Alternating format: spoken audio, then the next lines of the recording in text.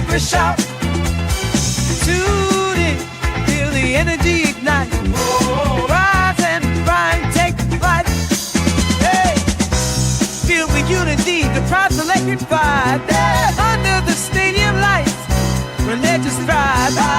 Every touchdown with close to clock west. In Detroit we stand. Give it out there. Rise and grind, Detroit's calling out. Red football dreams in every shout.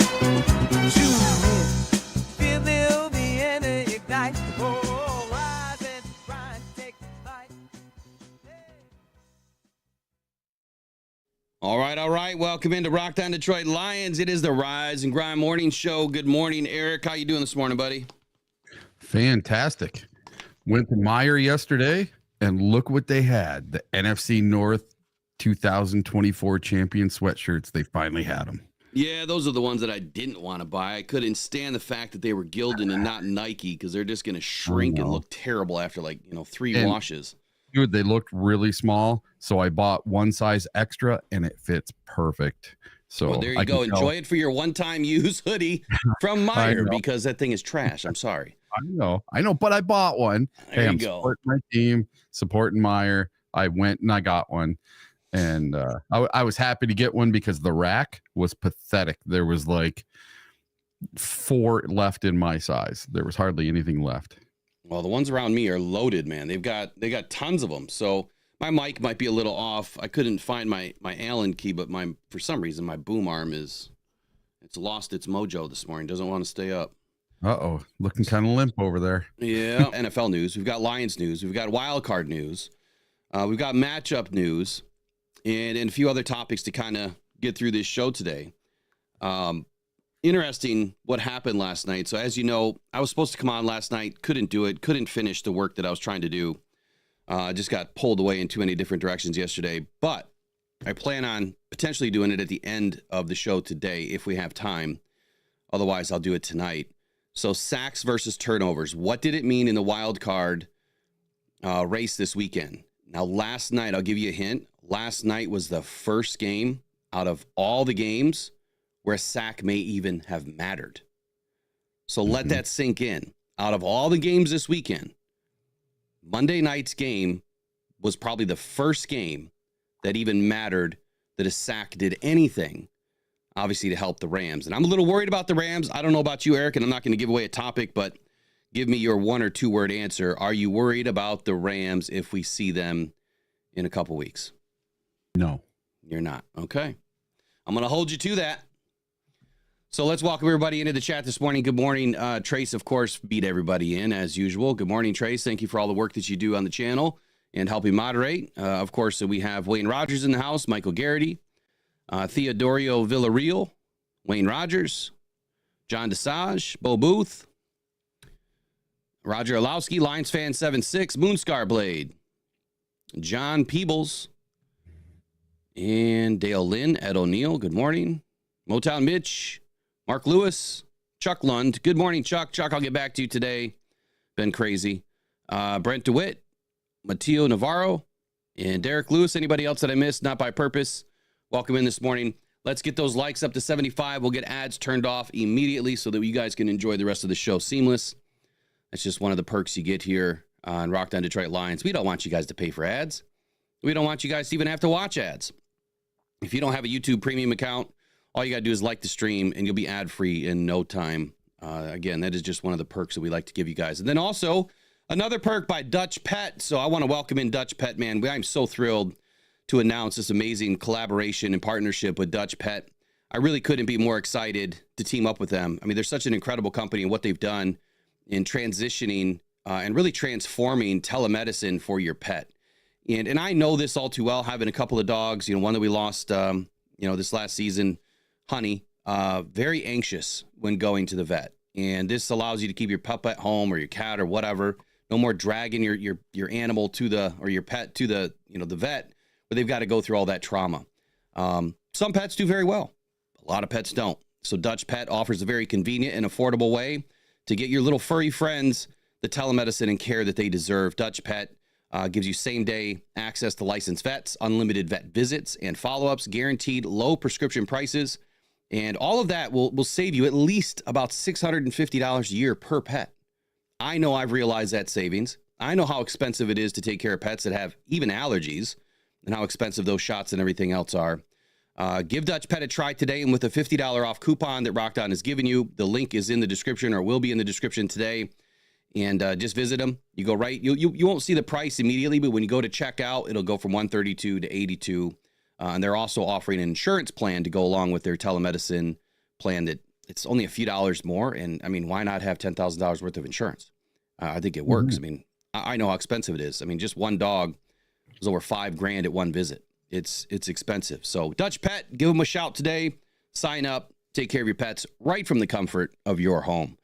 So Eric, we got a jam-packed day today. And, you know, honestly, the wild card weekend coming to a close kind of feels bittersweet, right? Yep. The first round of the NFL playoffs is done. You said it the other day, like, man, we mentioned in the beginning of the season, we're going to blink and it's here and then it's over. Like, we are just a few more weeks away from this season coming to a complete close. And I'm hoping that the Lions are in that last and final dance.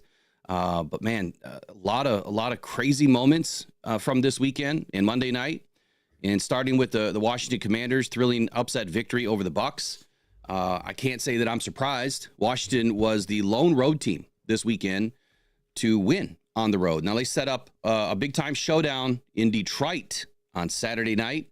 It's going to be a big game, and to be honest with you, I think that there's more to be realized with Jaden Daniels. I know that there's a few outlets out there that are saying, well, they're 30th in the run and this, that, and the other thing. They can play.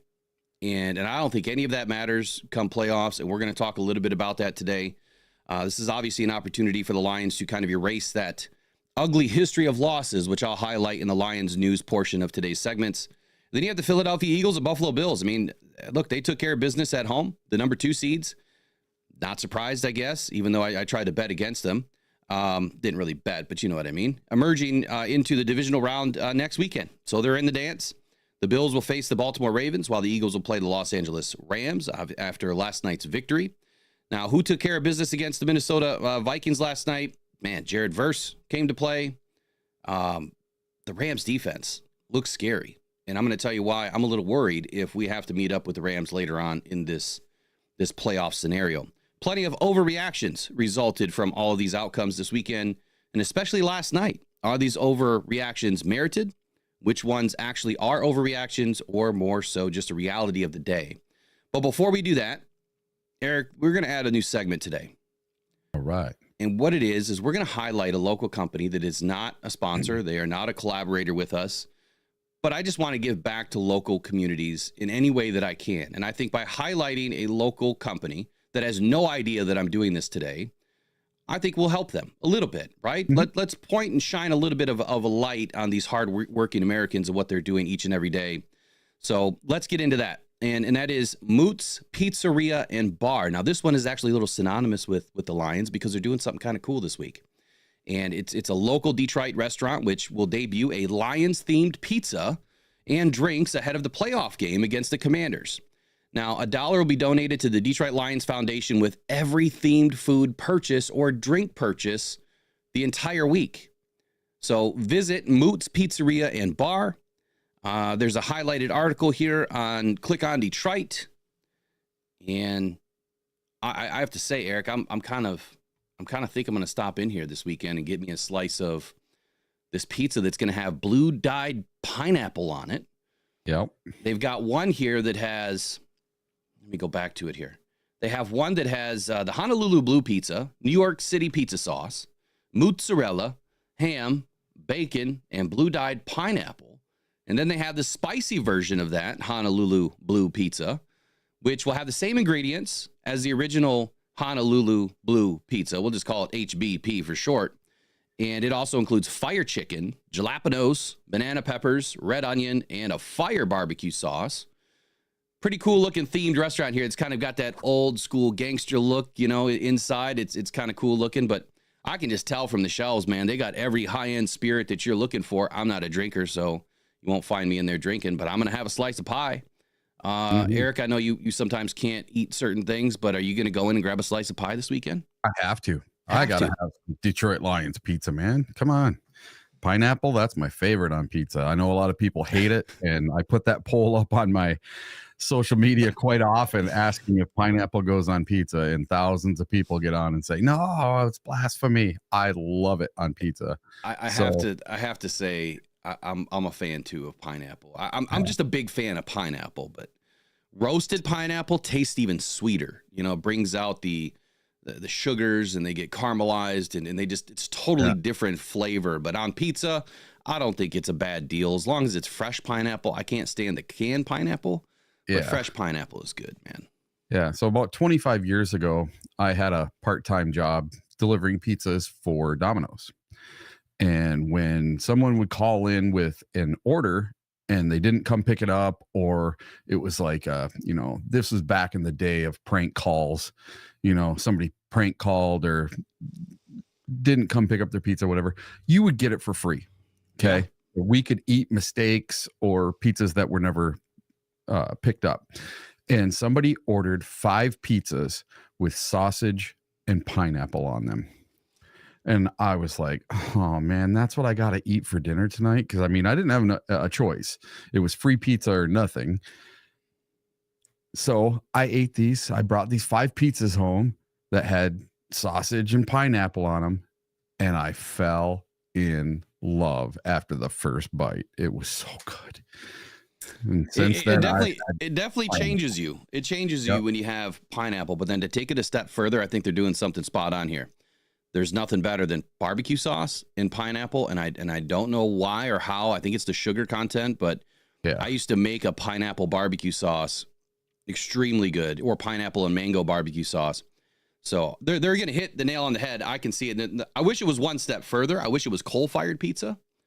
It doesn't look like it's coal-fired, but the crust looks good. I love coal-fired pizza, just a different element of flavor. But check out this place this weekend if you're going to be in Detroit. Moots Pizzeria and Bar. I don't have the address in front of me, but you can look it up. And then there's an article here on Click on Detroit that talks about it. So Moots Pizzeria, get in there this weekend. They're going to donate $1 to the Lions Fund for every themed pizza, or every themed drink or pizza or food item that you purchase. So, nice. Next up, NFL news. We got some topics here. Dysfunction in Dallas. Sam Darnold has a rough night. Should the Vikings move on from Darnold? We've got a lot of topics here. So I want to start with the dysfunction in Dallas. Now, we highlighted this the other day. I did not expect for it to go, I guess, this far. But when you think about what's going on in Dallas, it is high dysfunction. Like this, if this was a company led by a board, which it is, you would think that the board would come together and route out the CEO, which is, for all intents and purposes, Jerry Jones. That's not going to happen. It's just not. But Jerry, in my opinion, unless the guy has lost his marbles, which many of us think he has, I don't think he has any business running a football team right now, or a football franchise, period. I think he needs to hand the reins over to somebody, because what he has done is put this team in a real predicament by, stopping, Mike McCarthy from being able to interview.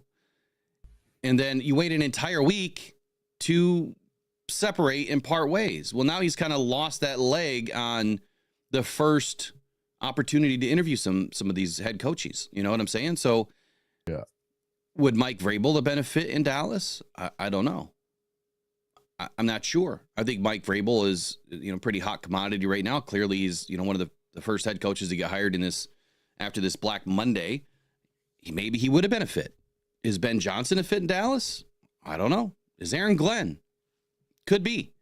What about the other 20 coaches, that are coming up through the ranks this season that could be interviewed this first week? Well, now it seems like, the Dallas Cowboys not retaining Mike McCarthy is completely blown up in their face. McCarthy and Jones had some conversations regarding the head coach future, which was obviously McCarthy either staying in Dallas or not. And those conversations kind of broke down on Monday. And then the two sides decided to part ways. But I believe McCarthy's contract was up as of today or as of yesterday. I'm not sure that the day that it was actually up and they needed to renegotiate, but it's up. McCarthy's out. And Dallas is out of the first opportunity to interview some head coaches. So when you saw this, what were you thinking? Jerry Jones is senile. He is running a multi-billion-dollar company. He's got probably the most net worth sporting team on the planet. It's worth more than anyone. And he is running it like a senile 84-year-old man. I just don't get it. He needs to step away and just let his son take over, or someone with some clarity, because he's been doing it for how many years? And yes, they won a Super Bowl or two, but how long ago was that? That was in the 90s. I mean, you're almost getting to 30 years ago since the Cowboys have won a Super Bowl or been relevant. Yes, they had a bunch of 12-5 seasons, but it didn't get them anywhere, because they lost in the playoffs first game every season. Well, you're right on one thing for sure. I mean, a lot of things, but you're right on the fact that the Dallas Cowboys are considered the most profitable sports teams in the world. Now, when I read that, I thought, okay, there's has to be a soccer team out there that is worth more. There has to be. I mean, the amount of money that they're paying those soccer athletes is insane. And when I read this, I'm like, is it really true that the Cowboys are that profitable? And I could understand in the NFL versus the other, 31 teams that they would be the most profitable. But according to this article and according to Forbes data, that the Dallas Cowboys are the most profitable sports team in the world.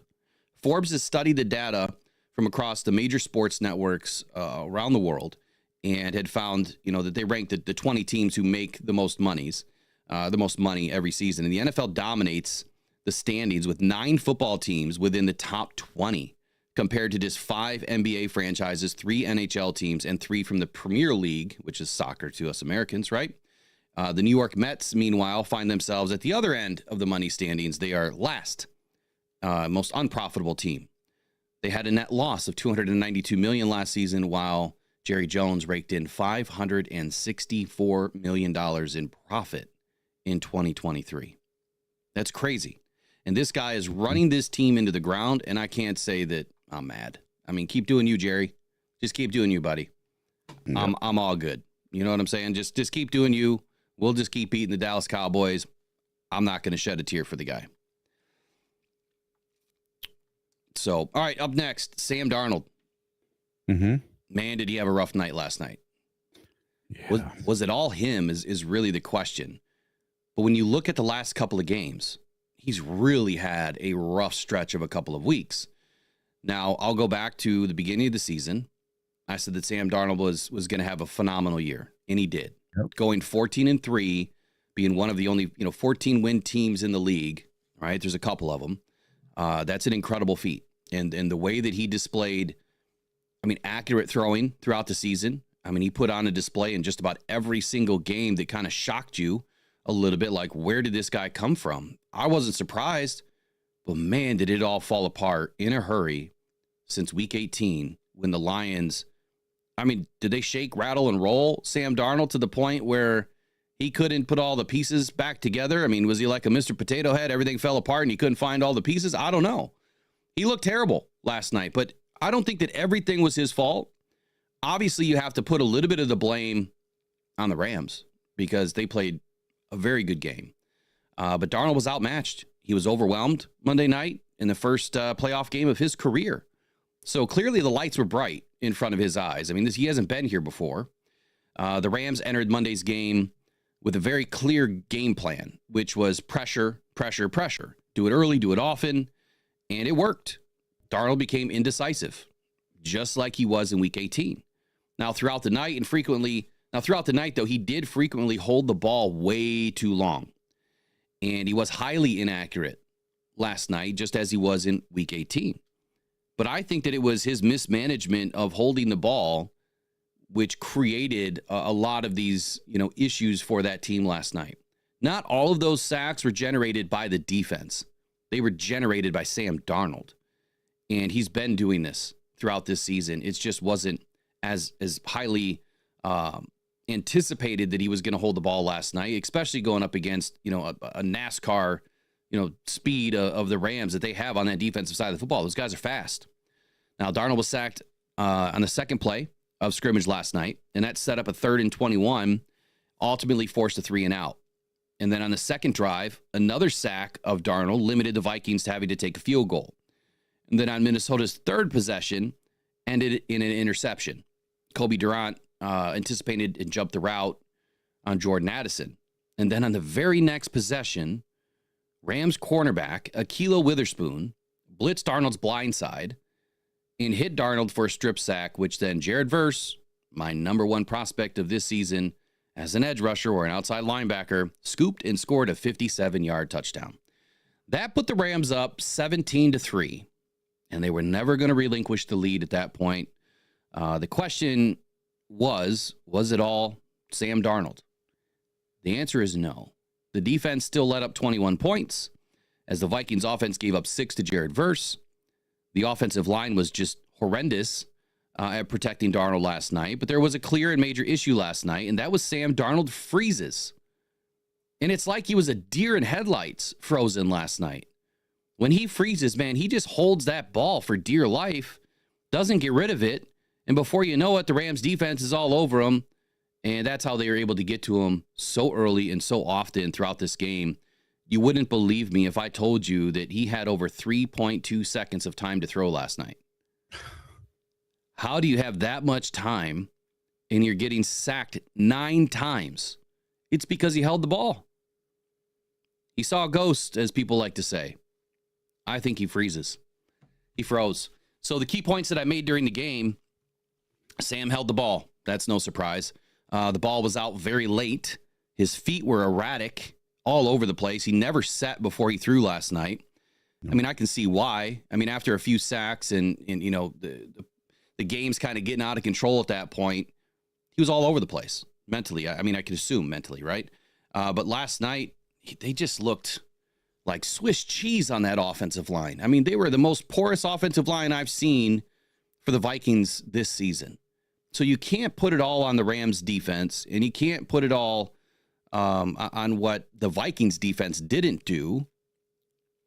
I think a lot of this rests on the shoulders of Sam Darnold holding the ball last night. But the Rams, man, they had a great plan. I think that they watched, obviously, Week 18 and saw what worked for us, and it clearly worked again last night. So what were your thoughts after watching Sam Darnold completely get wrecked last night? Yeah, Braden Fisk and Verse. I just kept going back to the combine when we were watching at the combine, talking about those two players. Good point. And, you know, that's what I took away from the Rams. And what I took away from the Vikings was Sam Darnold. You said he had 3.1 seconds to throw the ball. 3.2. Okay, 3.2 seconds. Even better. He had all this time to throw the ball. And what he would do is he would run to one direction straight behind the line, and then he would change direction, try to go back the other way. And when he tried to go back the other way, there was Jared Verse or Brandon Fisk right in his face, ready to sack him. And it was incredible. He just didn't throw the ball.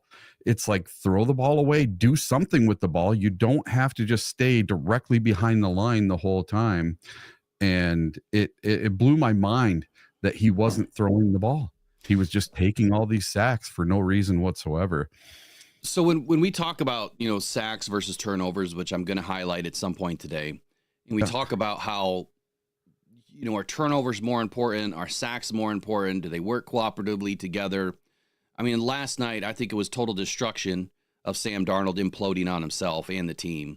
And I think that that's what allowed the Rams to do what they did, because you probably, again, wouldn't believe me if I told you that Matthew Stafford had 2.49 seconds of time to throw.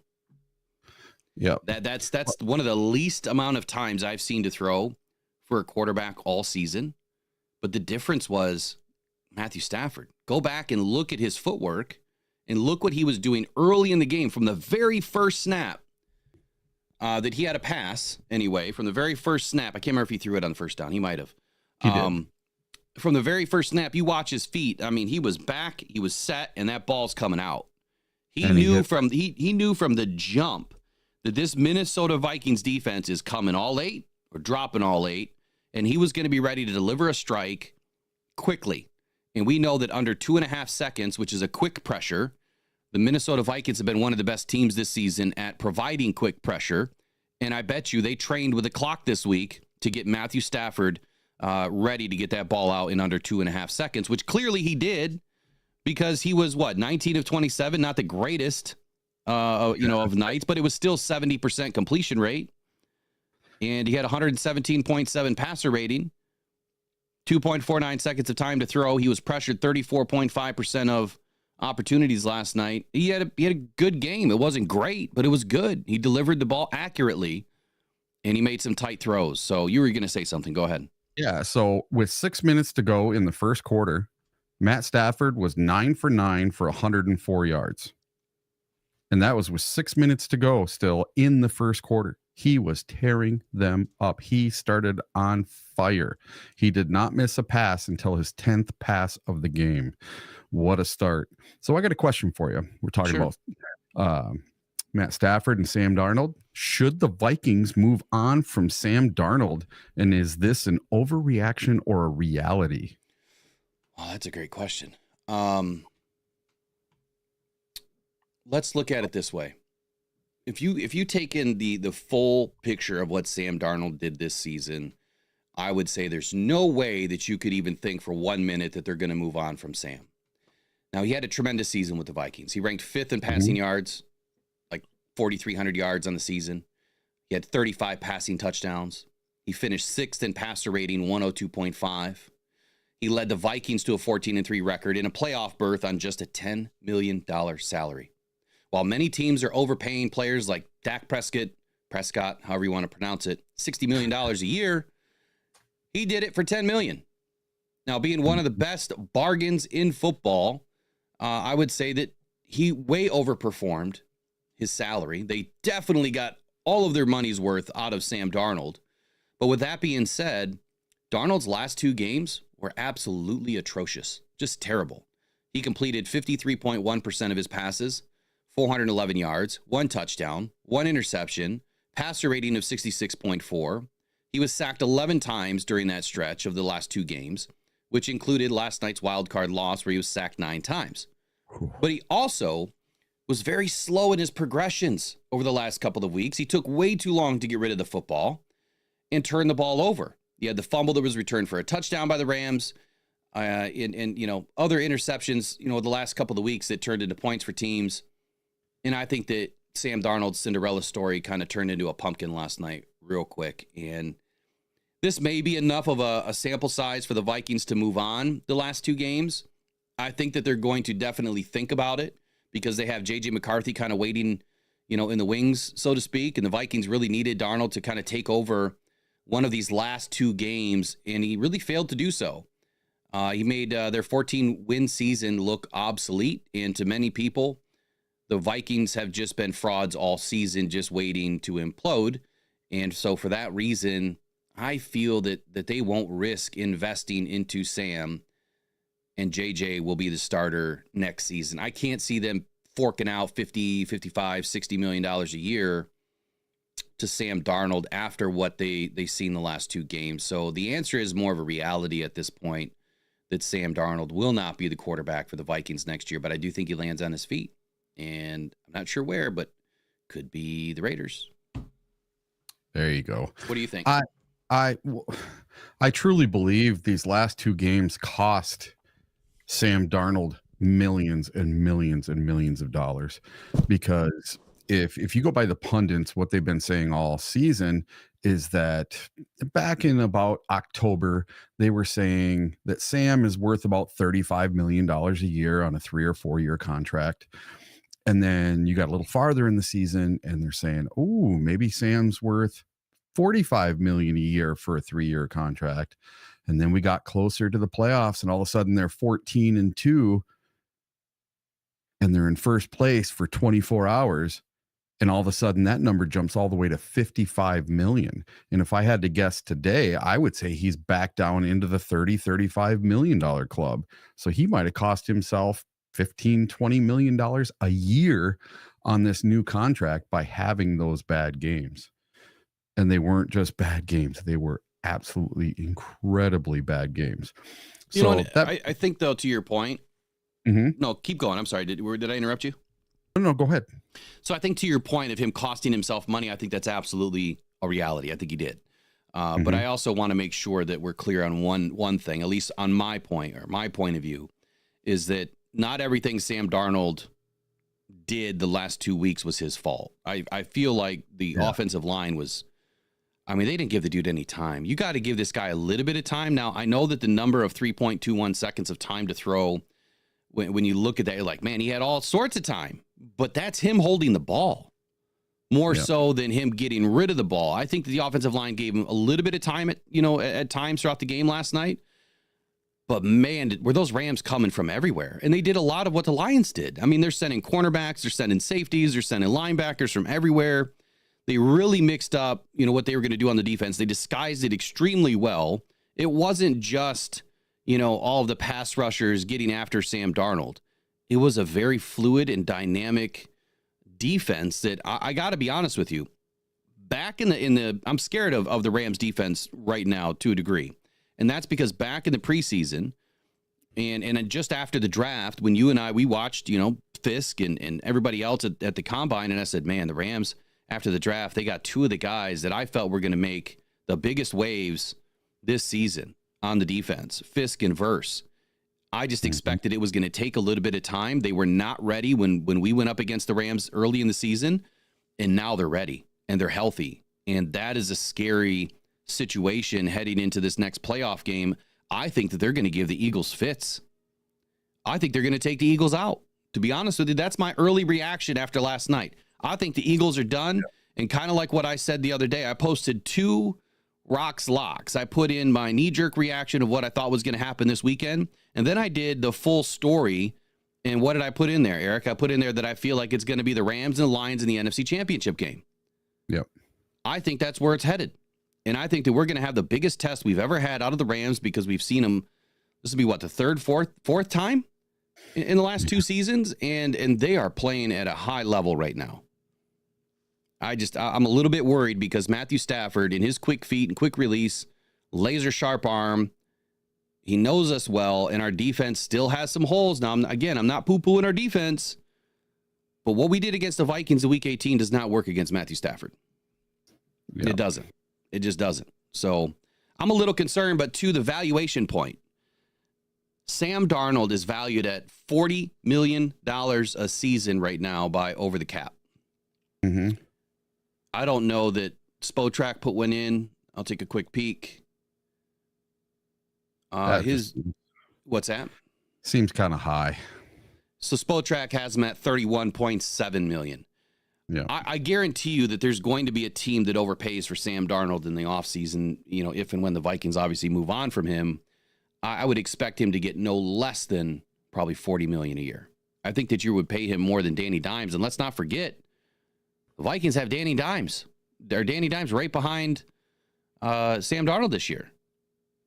Yeah. I'm surprised they didn't put him in last night. I'm really surprised they didn't pull him and put Danny in.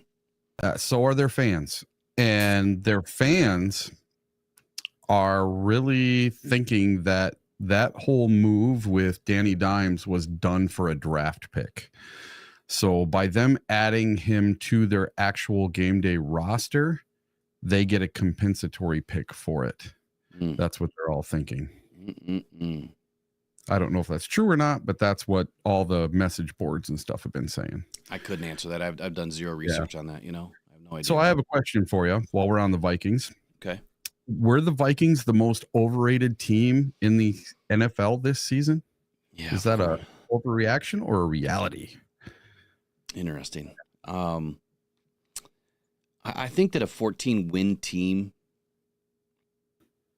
can't be overrated. So I would say that no 14-win team in the NFL should really be overrated. No matter how anyone tries to spin it, I think that the Vikings had a tremendous season. They had a 14-3 record, but the end of their season took away the incredible year that they had and the incredible season that Sam Darnold was able to manufacture. Minnesota was outscored 58-18 in the final 2 games of the season for them. They failed to score 10 points against the Lions and the Rams. Is that coaching? Is that, player personnel? Is it all Sam Darnold? What is it? I think that you have to point your finger at everybody. In kind of a weird twist, though. I mean, the Vikings lost back-to-back games to the same teams twice this year. They fell to the Lions in week 6, and then the Rams in week 7.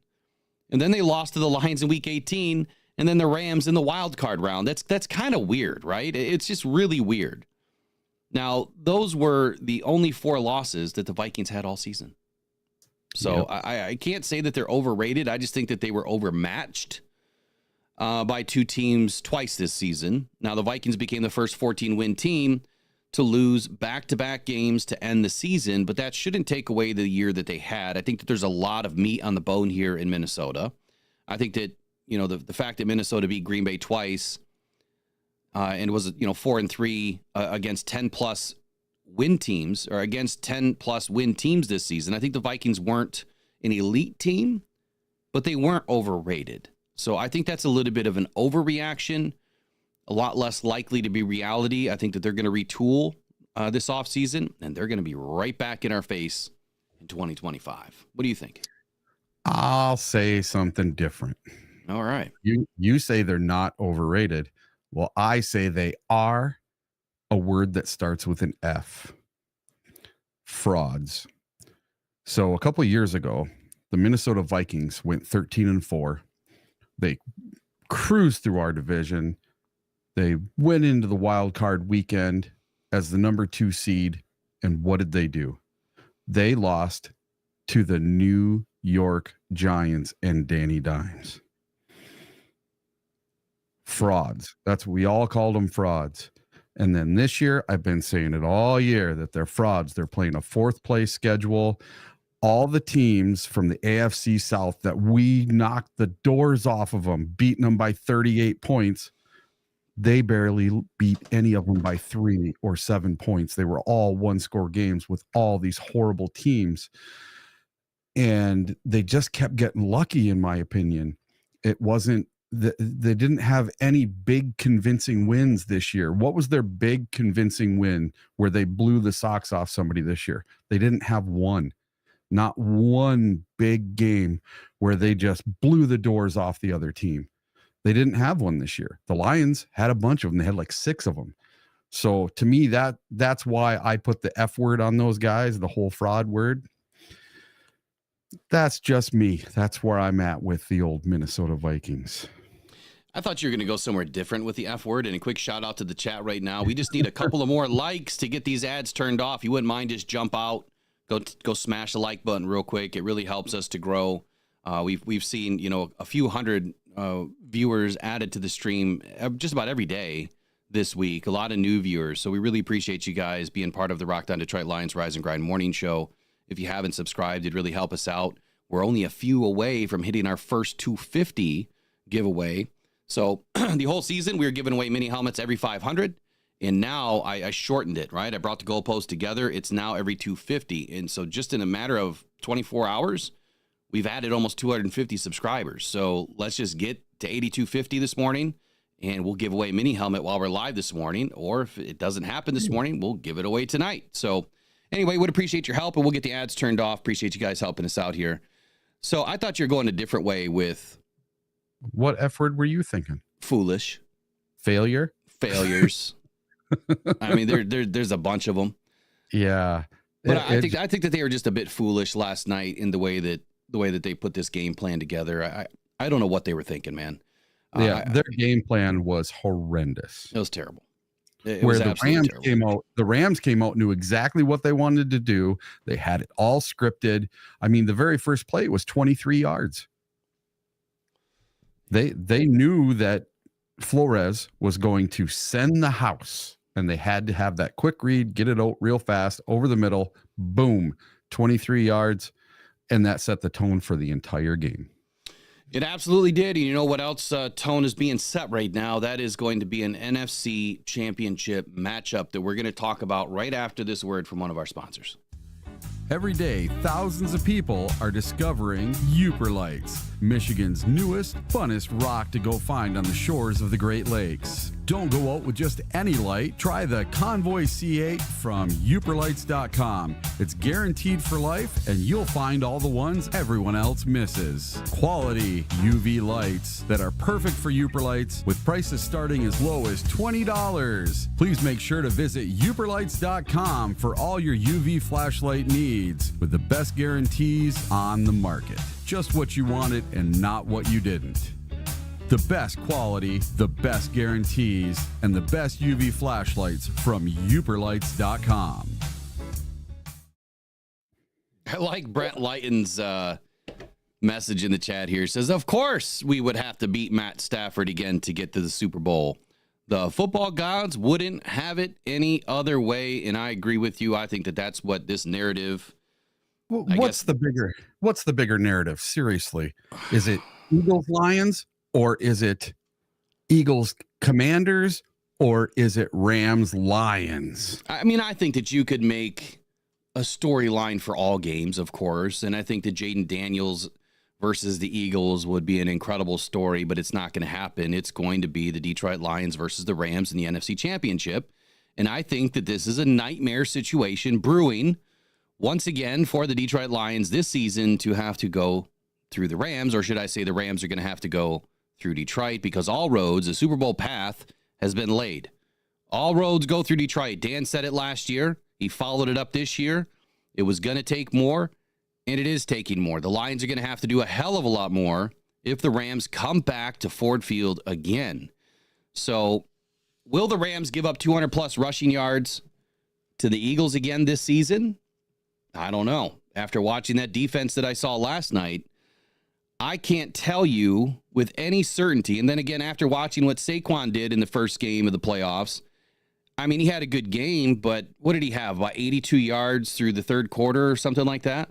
Yeah. It wasn't typical Saquon, but it was also a different style of a game plan that the Eagles are putting together.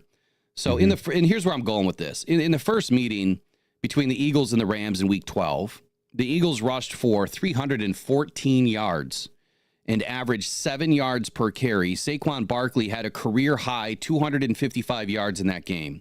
That included included touchdown runs of 7 and 72 in that game. Now, the Eagles' offensive line is massive. Like, this is a big-time offensive line, and many say that the Rams' defensive line is a bit undersized because they kind of went with this NASCAR style of a defensive line where it's all speed. Now, the Rams, they have a really good pass rush right now. Clearly, last night, they were working it. And that unit can get to Jalen Hurts. They can get to the quarterback. They showed it again last night. But see, I don't see Jalen Hurts holding the ball like Sam Darnold. And if he does hold the ball, it's because he's running with it. So can the Rams front or, adjust to the run now, that they've seen what Saquon can do from that first meeting and contain the Eagles' massive offensive line, which is also containing Jalen Hurts. So I think that just looking at, the size in the trenches, yeah, it's two different storylines here, right? Small in speed versus, massive and just people movers on the offensive side of the ball for the Eagles. I think the advantage is still the Eagles, but they could and should run for 200 yards again. I don't think that is a reality. I think that that's more of an overreaction when you consider how the Rams played last night and the fact that when teams play each other for a second time in the season, they typically will adjust. And I think that Sean McVay is obviously one of the smartest head coaches in the league. And I think what they've done with this defense is going to give the Eagles a rough time. And look, the Eagles did not look like the Eagles of this past regular season in the first wild card game. They just did not. They did not look like the same team. So I think that the Rams are probably going to take out the Eagles. I think that's what my vote is going to be this week. I think that's where I'm going.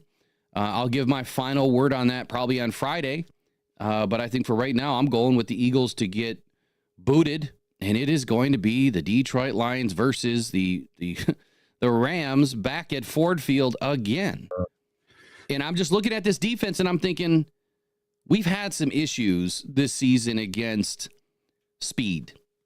Not so much against the pass rush, but speed.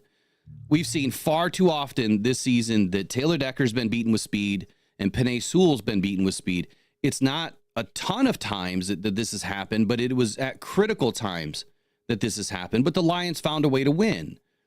So I'm a little bit worried about the speed of the Rams going up against the Lions.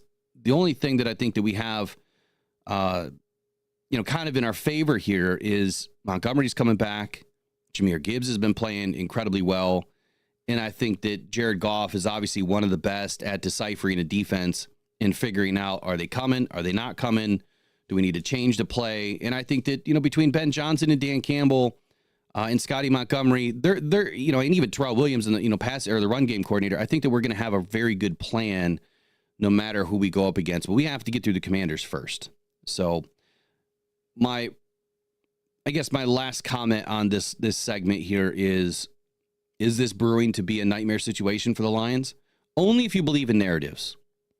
I still think that the Lions hold the edge against every team that they're going to potentially face from here to the Super Bowl. We need to stay healthy. I don't think that that's any secret. We cannot lose any more players for the rest of the season. And if we do, I think that we're going to be in trouble. So thankfully, we're healthy. We're adding a couple, this week.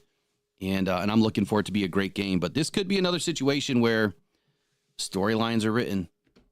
Yep. And it's going to be a storybook ending for your Detroit Lions. So what do you think? Well, it could be. And listen, watching these games this weekend, there was two things that came to my mind. The Eagles do not scare me whatsoever. The way they played the Packers, Nakobe Dean went down with a knee, and it's not looking good for him. And then they didn't look all that great. I mean, Jalen Hurts had 161 yards through the air, nothing serious. And then Saquon didn't go off until the fourth quarter. So that really didn't bother me too much. But then watching that Rams game last night, I'm like, whoa, what's going on here? This defense has woke right up, and the offense woke right up right in the beginning of the game. And I was like, wow, these guys are a lot scarier than the Eagles look to me. But then I'm thinking, they got to go to Philly next week. And that's a week further into January. We're getting towards the middle of January now. And what if it snows down there in Pennsylvania? It might make for a different game. So that might be a ball bounce a certain way. They play with that funny oblong ball. And when it gets cold and when it gets nasty and it's outside, it makes for a completely different style of game. So that's where a running game might get it done. Now, the Rams have a great running game, and so do the Eagles. I'm guessing we're going to see something like that, where it's going to be who has the better running game on that day, who wears the right cleats. Yeah, I hear you. I absolutely hear you, though. I don't know. I think that weather is not really going to be much of a factor for these teams. They've all played in the cold weather before. But I think the route to winning a game is always through the run game. I mean, you want to control the clock. I mean, I think that's the biggest point of all games. You want to control the clock. Yeah. But did Stafford get soft being out there in LA for these last couple of years? And now he's used to the warm. He's not used to this cold weather anymore. I don't know. I think that Matthew Stafford's played enough games in his lifetime. He's played in Detroit for long enough, taking on teams in the north, traveling. Remember the snow globe game or whatever? Yeah, they used to say that when Stafford was here, they used to say that he was 0-14 or some stupid stat in cold weather games and blah, blah, blah. That always used to be a narrative. I hated it. Yeah, I think Stafford's tough as they come. I tell you what, he can play. Last night, it was fun to root for Stafford again, because when I'm not playing against Stafford, I love Matt Stafford. He was my QB for all those years. So it was kind of fun last night to have no stress and be able to root for him. See, I don't know. I was not really rooting for him. I really wanted to go up against potentially Sam Darnold again, because we can rattle his cage. I mean, you saw it last night. I was hoping if the Vikings were able to limp in to the NFC Championship game, that definitely would have sealed our fate to go to the Super Bowl. And look, I'm still, I'm still up on the high horse here. I think that the Lions are going to make it, but we still have Washington in front of us. So let's get into the Washington news right now. So Lions at Washington, playoff history. So I told you at the beginning of the show that I was going to kind of clue you in on what's happened in our past. Now, a lot of you have probably seen this week, or maybe haven't, but we have a bit of history with Washington used to be the Redskins, and I've heard that the Redskins name is possibly coming back. Well, I'm Native American myself, and I have a travel card, whole ball of wax, and many Native Americans are feeling like it's a slap in the face that they took the Redskins name away and they took the chief off of the helmet, because that was a Native American chieftain and he was a real person, and that was a real person on the side of their helmet, and they took it as a slap in the face that they took that off the side of the helmet. And even if they change the name, I believe they need to put that chief back. I can't remember his name right now. I lost it, but even if they just put the old logo back on the side of the helmet, I think that would help appease a lot of people. Yeah, so that was Blackfoot Chief, Two Guns White Calf. That was his name, John Two Guns White Calf. Yeah, it's kind of funny. I've got a very small, minor amount of Blackfoot Indian in my lineage. We were tracking it all the way to Montana, and I guess all the way up into Canada is where really? They came from. So I don't know. I got to go out to Montana to figure it out. So anyway, Lions of Washington playoff history. Here we go. The first playoff meeting between the Lions and the now Commanders happened all the way back in 1982 when Washington crushed the Lions 31-7. The Lions were losing 31-0 before finally scoring in the third quarter. The two teams would then meet again a decade later in the NFC Championship game in the 1991 playoffs, which I think Eric highlighted yesterday. Once again, Washington kicked the crap out of the Lions 41-10. Now, the most recent playoff matchup was between the Lions and the Commanders in 1999, which had the smallest margin of victory for the Washington Commanders, or then Redskins, although they still won by 2 scores, 27-13, and had a 27-0 lead at one point. That was the first year without Barry Sanders in Detroit. So that is your history that we're going to try to erase on Saturday night with a victory at Ford Field. Next up is Jaden Daniels. You guys know that I have lauded this rookie as the best rookie coming out of the draft. I expected him to do great things in the NFL. I would be lying to you if I would say that I expected him to do what he's doing right now. I did not expect him to do what he's doing right now. I expected him to have a great season. I never thought for a moment that he was going to take his team all the way to the playoffs. And he hasn't just brought them to the playoffs. It's how he's winning games, which to me is nuts. Anyway, number one, this kid has led a comeback win in week 18. And then again in the wild card. And he has been just making big play after big play after big play this season with his arm or with his legs.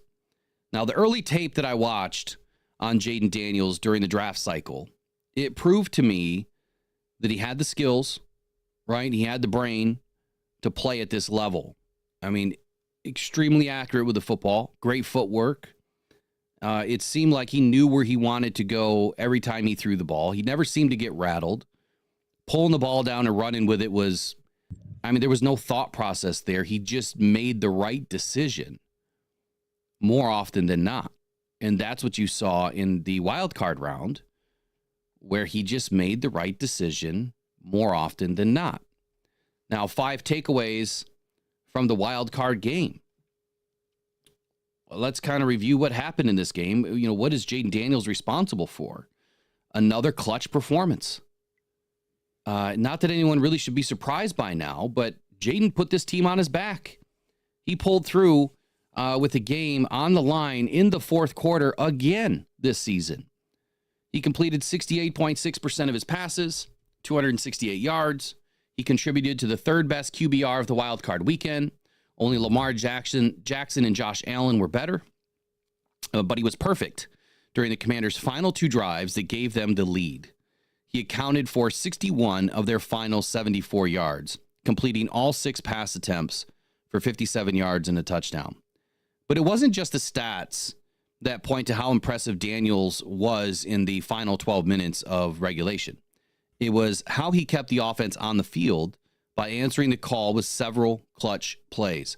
On a 3rd and 6, he connected with De'Ami Brown, 21-yard gain that moved the Commanders to the Buccaneers' 45-yard line. And then with about 3 minutes to go, 3rd and 2, 55 seconds left, he dove forward for the conversion, forcing the Bucs to burn their last timeout, which, as long as the Commanders score, that game is over. But there was no margin for error for the Commanders, right? Especially with Baker Mayfield, Mike Evans, and the Buccaneers' 3rd-ranked offense on the other side. That didn't bother Daniels, although not everyone shared his comfort level. Matter of fact, Dan Quinn said this: I think that if he had his heart rate monitor on, and mine, they would not be the same in the game.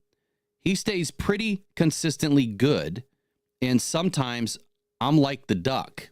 If you just saw the feet going under the water, it's good, but he really is exceptional. I'm not quite sure what he means by the duck phrase here, but I can say this. I think that the Jaden Daniels cortisol levels must be perfect.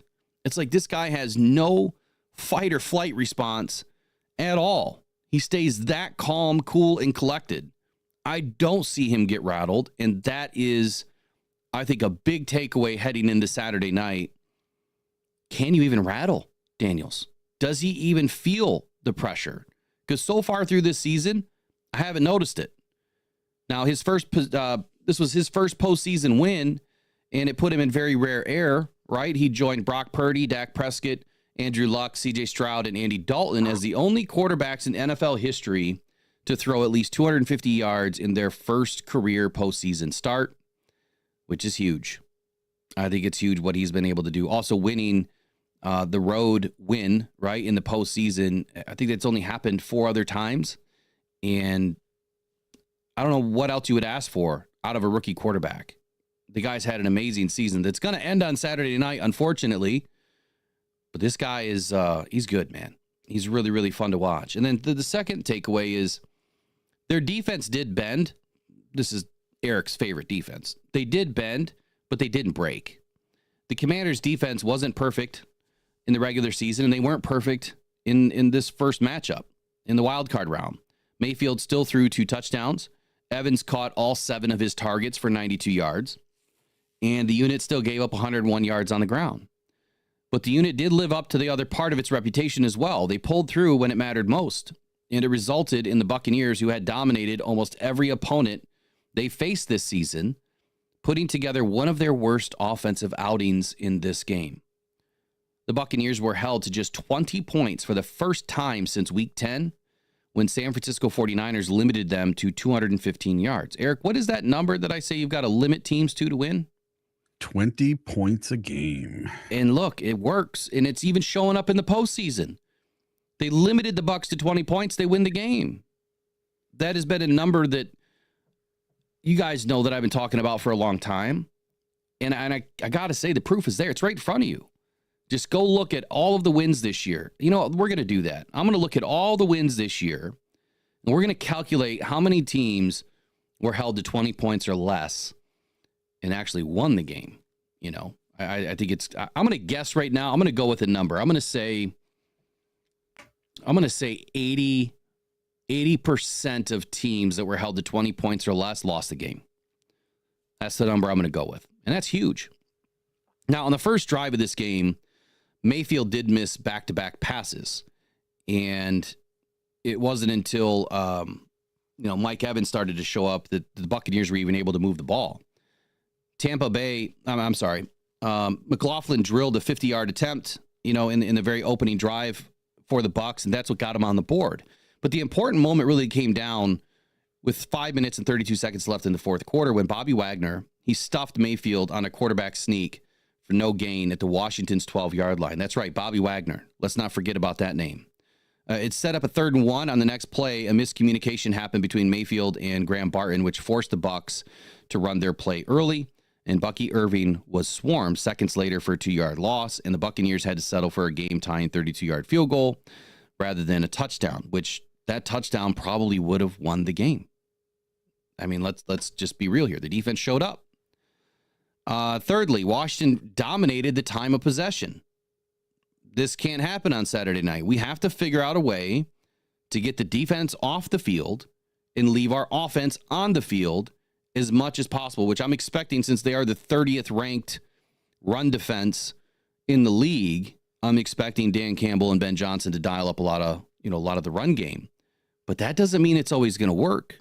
And if our run game can't get going for whatever reason, that's when the Lions are going to be in trouble. We have to be able to run the ball this weekend. I mean, the fact that they're giving up 100 yards a game, it seems like every week, that doesn't mean that Washington can't figure out a way, to try and stop us. But it's just not going to happen on Saturday. It can't happen on Saturday night. We have to get the run game going, especially with Montgomery coming back. The fourth thing here is they kind of got stuck to their own identity on fourth down. Other teams were more aggressive than the Commanders on fourth down based on sheer volume, but none were near as successful as the Commanders. They paced the league on successful fourth down conversions. Get this, Eric, 87%. Yeah. The next best team, the Bills, at 72.7%. Now, I get it. They didn't go for it as often as we did. But the fact that when they do, they get it, that's scary. 87% is crazy on fourth down conversions. Now, I didn't analyze, were they fourth and long, always fourth and short? Where were they on the field? Were they in the red zone? All of that stuff matters, right? If you're in the red zone, you're not going to complete as many fourth and goes as you would if you're at the 45-yard line. There's just too much field to play with at the 45 versus the 20 or the 15 or the 10. So all of that does matter. The Commanders could have taken, a safe option throughout this game, but they didn't. They still stuck with their identity, even though it wasn't as much of an identity as what the Lions play with.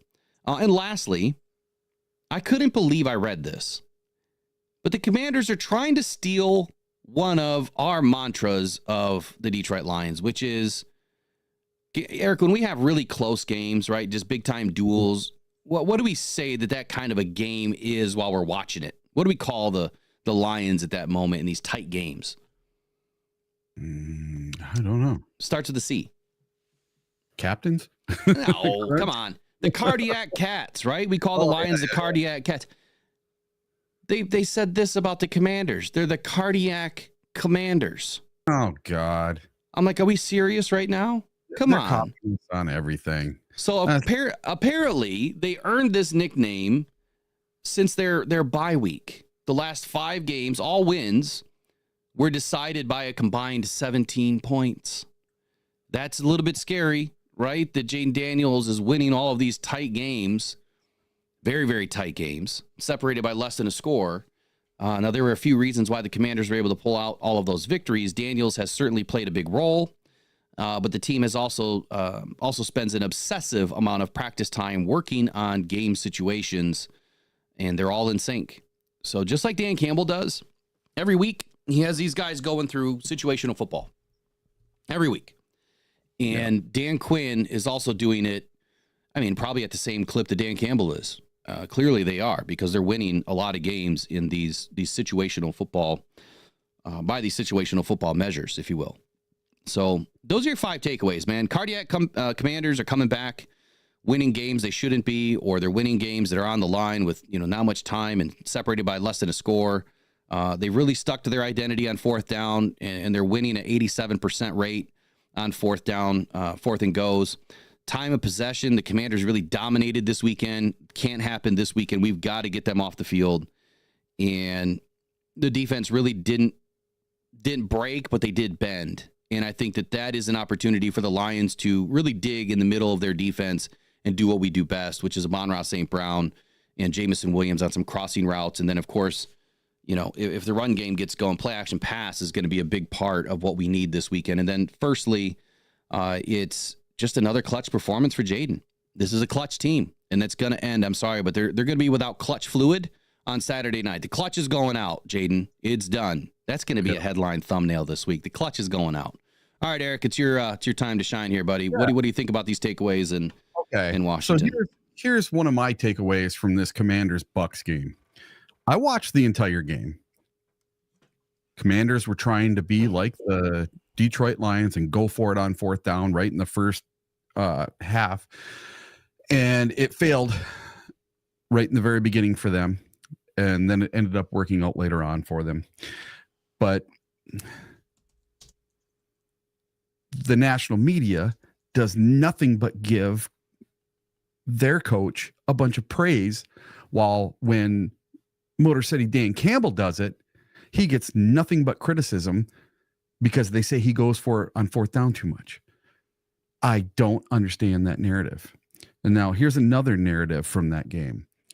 If Baker Mayfield does not fumble that ball because he fumbled the exchange, giving it to that wide receiver, if he does not fumble that ball, this game most likely has a very different outcome, because the Bucs were going down to score. And even if they get a field goal there, that might have been the end of the game. So one botched fumble from Baker Mayfield, I think, turned the tide of this game completely and made it where now we're talking about how great Jaden Daniels was. And it's all because of a fumble by Baker Mayfield. Baker Mayfield doesn't fumble that ball. We're talking about Baker Mayfield and the Bucs today. So it could easily swing the other way. And I don't think that the Commanders did all that much to blow the doors off of the Bucs. They won 23-20. So it wasn't like this was a barn burner and Washington came out and just completely destroyed them and controlled the whole game. No, they didn't get the lead until the very end. And now I have a question. Can the Commanders go into Detroit and beat the Lions?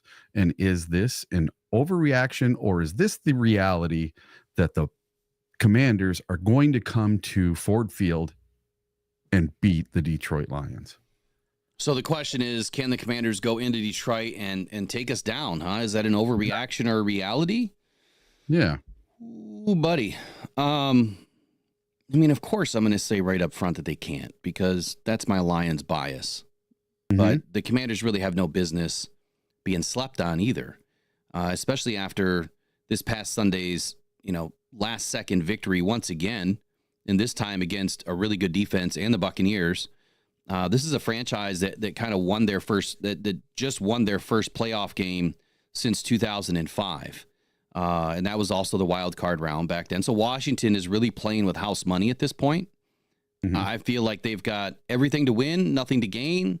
Everything. How do I say that? Everything to lose, nothing to gain. Whatever the case may be, they're playing with house money right now, and I feel like they are more motivated with what their rookie quarterback has been doing. I mean, he's just been an injection of life into this team, and I also feel like they're tempting fate. I mean, how many times can you win in the last seconds, the last throws of a game?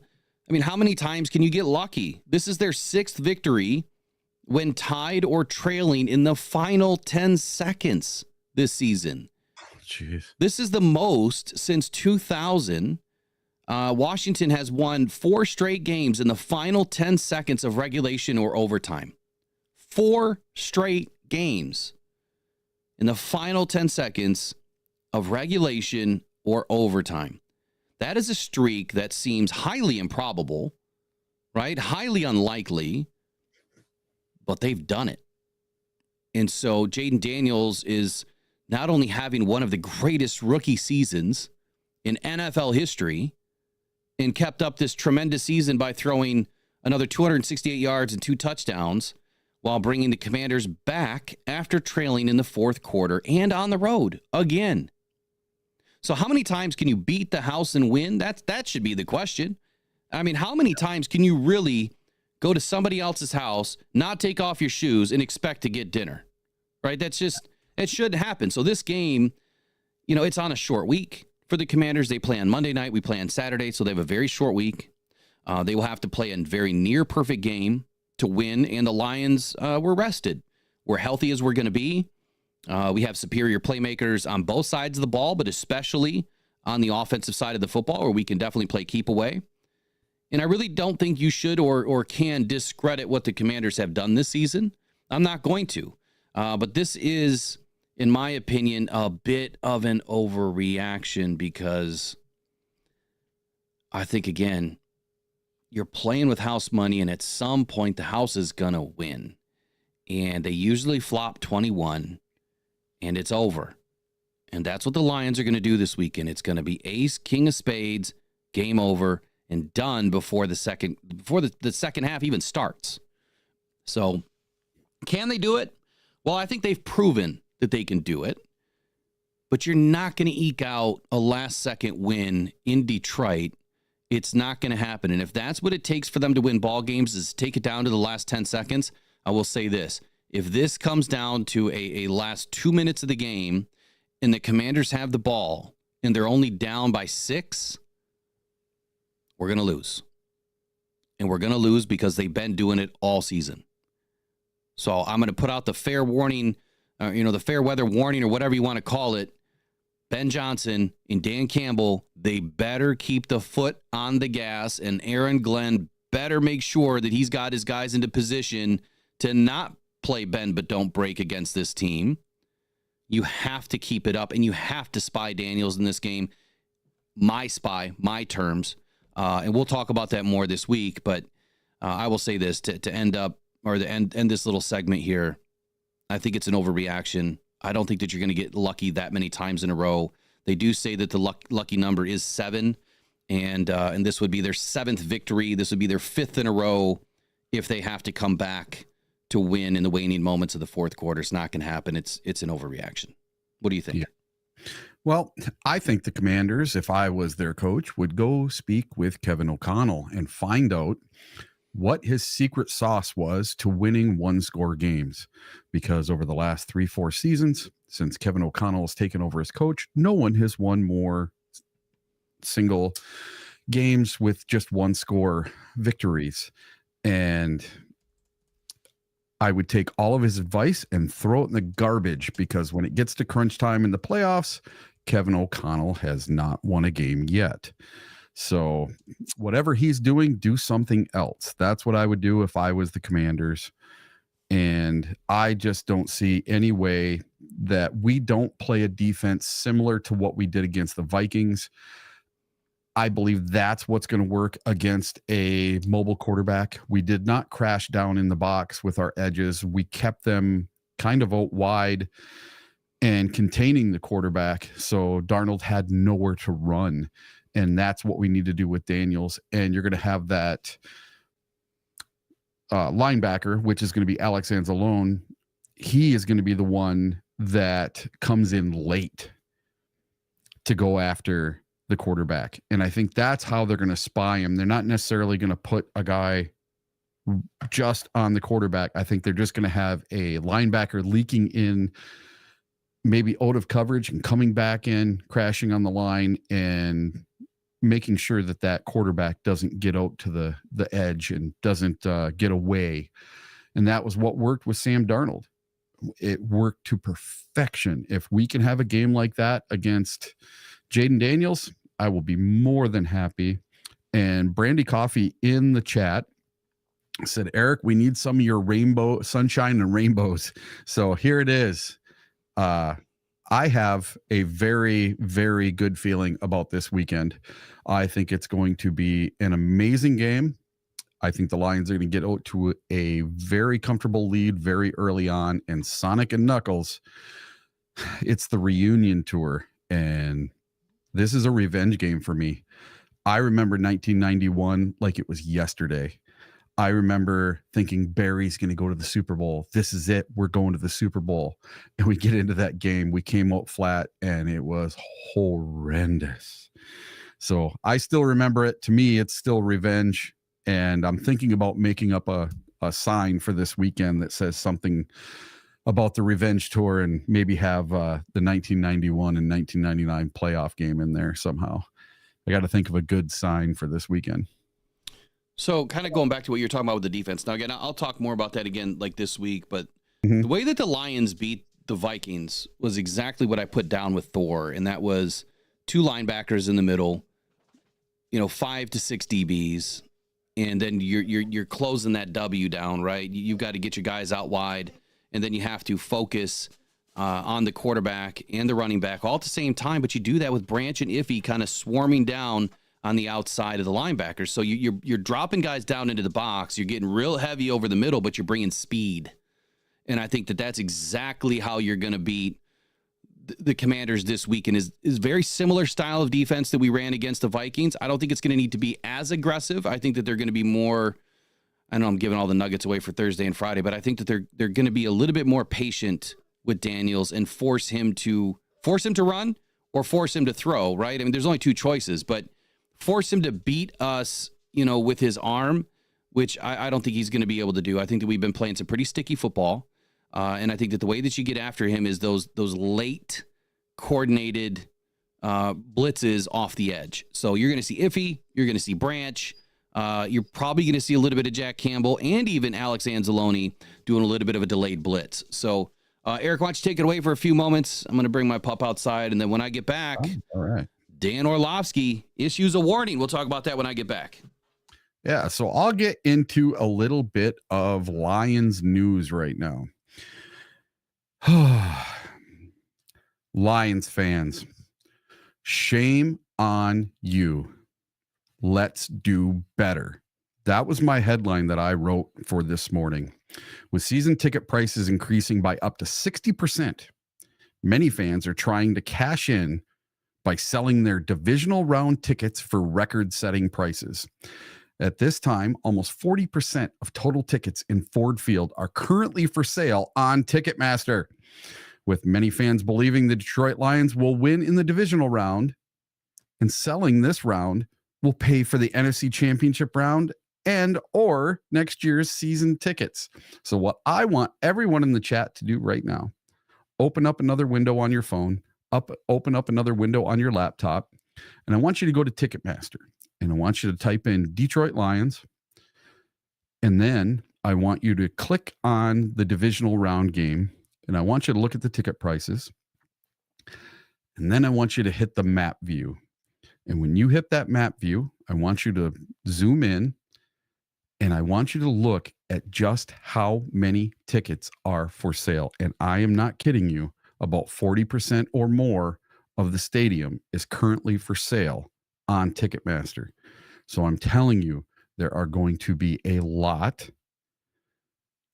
of Commander fans at this game if they are willing to pay the $500 to $600 just to get in the door for the nosebleed seats. And listen, the seats right behind me, 2 rows behind me in section 136, so row 11 behind me. I'm in row 9. Those tickets are up for sale right now on Ticketmaster for $3,500. It is insane. I want Lions fans to do better. So it looks like I did sell one of my tickets yesterday to a diehard Lions fan. He's going to sit next to me. And then I may have sold my other ticket up in 318 to a guy from Montana who is a Lions fan. So I will not sell to anyone who is not a Lions fan. And I implore everyone that has their tickets listed on Ticketmaster, take them down, sell them to one of your Facebook friends, sell them to somebody else, lower your price, whatever you have to do. Let's fill this place with Lions fans, not Commander fans. Because right now, Lions fans, you're making it way too easy for these Commander fans. Way too easy. Making it way too easy to get your Lions tickets taken away, too. So the Lions did issue a warning that if you do sell your tickets for more than double the face value, that they are going to be watching you, and they will probably take your tickets away. So be careful. Be careful what you do.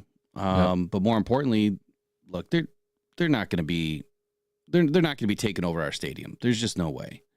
I didn't notice that it was like 40% unsold. I mean, I think that, yeah, there's a lot of tickets, but I'd be surprised if there's more than 10% of tickets available right now. No.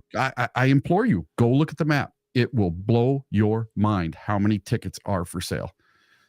Oh, I can't wait to see all those people lose their tickets. So if you need season tickets next year and you're on the waiting list, you're probably going to get in because they're going to get taken. You know, the Lions aren't screwing around with this. The reason why they raised our rates is because of this right here. Yeah. When fans are going on and selling these tickets for crazy numbers that they can see, sell them off market, right? Figure out a way to find a way to sell tickets off market if you really need to, but make sure they're Lions fans. The problem is the Lions see this and then they go, oh, our tickets are actually worth a lot more money. Mhm. So we're going to next year, we're going to raise them another 70%. I mean, our tickets have gone from $105 a couple years ago in one section per seat per game to $200 to $250 in 2 seasons. Yeah. And the other tickets that are in the lower bowl, I mean, they're even way more expensive. So imagine that for a moment, because people are selling these tickets at such high rates. The Lions go in every year and they say, well, if they're willing to pay, why wouldn't they pay us? It's that simple. And then you try to sell your tickets to make up for some of that money that they're overcharging us. And then they yank them from you and they just give them to the next person that's willing to pay. Yeah. It's a shrewd business. Unfortunately, I think the Lions are overcapitalizing on very short-term success. We have not won an NSU championship game. We have not won a Super Bowl, and they are raking us over the coals with ticket prices. I would understand if last year we won a Super Bowl and they wanted to raise prices again. Great. Yeah. But if you don't win a Super Bowl this year, I don't think you should be raising prices because. But I'll ask you this, Will. So the Kansas City Chiefs, they've won 2 Super Bowls in a row. Mm-hmm. Their ticket prices don't even come close to ours. Yeah, no, they're still cheap. Go look at their game for this weekend. It's way cheaper than our game. Yep. Our Like game's I've always said, the Lions are overcapitalizing on short-term success here. Yeah. They are way overcapitalizing on it, in my opinion. The way, the day it came out, I watched Chiefsaholic. It's been long enough. We can talk about it a little bit now. If you didn't watch it yet, go watch it. It's absolutely amazing. Great documentary about a Chiefs fan on Amazon Prime. And I know Will watched it because he mentioned it in the show while I was out in California, and I wasn't able to be on and talk about it with him. And he didn't give anything really away, but man, this guy goes on a crime spree, robbing banks all over the country, wherever there was a football game, and it was funding his fandom. His super fandom. So he was a super fan. And to everybody, they didn't know, really anything about the guy. And every time they saw him, he was in his uniform, his outfit, right? His costume. Yeah. And this dumbass, sorry, excuse my expression, wore that same costume in a bank.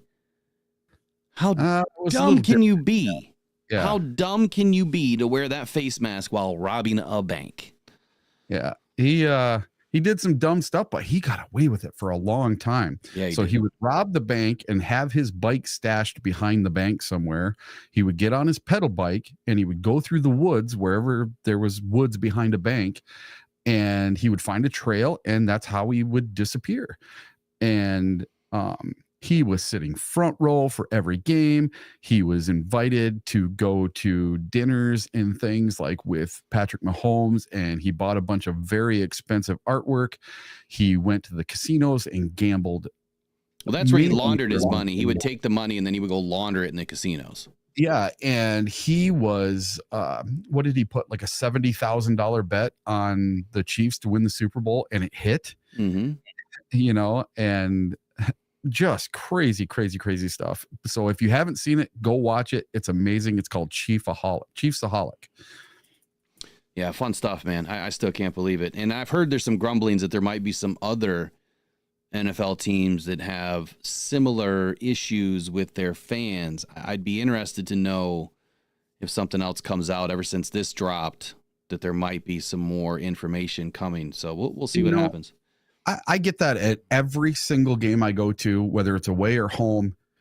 Somebody comes up and asks me, man, how can you afford to go to all these games? And I'm just thinking, I'm Chiefsaholic. That's what I want right. to say. Now you think like that. They're thinking that you're Chiefsaholic, right? Yeah. I'm wondering if that's the question they're asking me. I'm like, I'm a business owner. Yeah, it's crazy. It's crazy.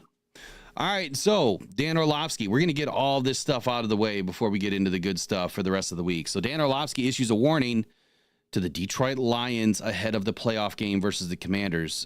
This popped up this morning. I was reading it. Well, it popped up yesterday, but for me this morning, I was reading through this, and so obviously we've got a little bit of surprising news, or not so surprising. We expected the Commanders to win.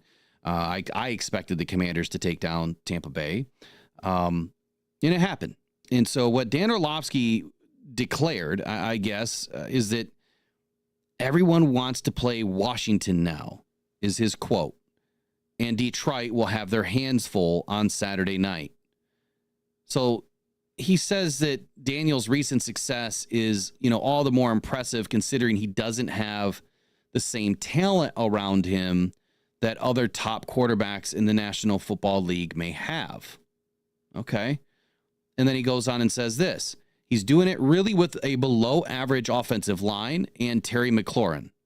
Could you imagine if Jaden Daniels had what other quarterbacks in that conference have when it comes to the perimeter players? Okay. And then he goes on to say that this is about a young man that has taken advantage of a situation, and strictly because he's got all the necessary attributes of what it takes to play at that position and at a high level. And it has us going, can Washington go to Detroit and upset the Detroit Lions? So that is Dan Orlovsky's message or warning that do not sleep on Jaden Daniels. And kind of like I said earlier, do not sleep on Jaden Daniels. This is a guy that's been playing at a very, very high level. I still think that what he's going to run into this weekend is going to be too much. I think it's going to be way too much. And I don't think that they're going to be able to come away with a W in this game like they have the last couple of weeks. But at the same time, I'm telling you, I'm not sleeping on the guy.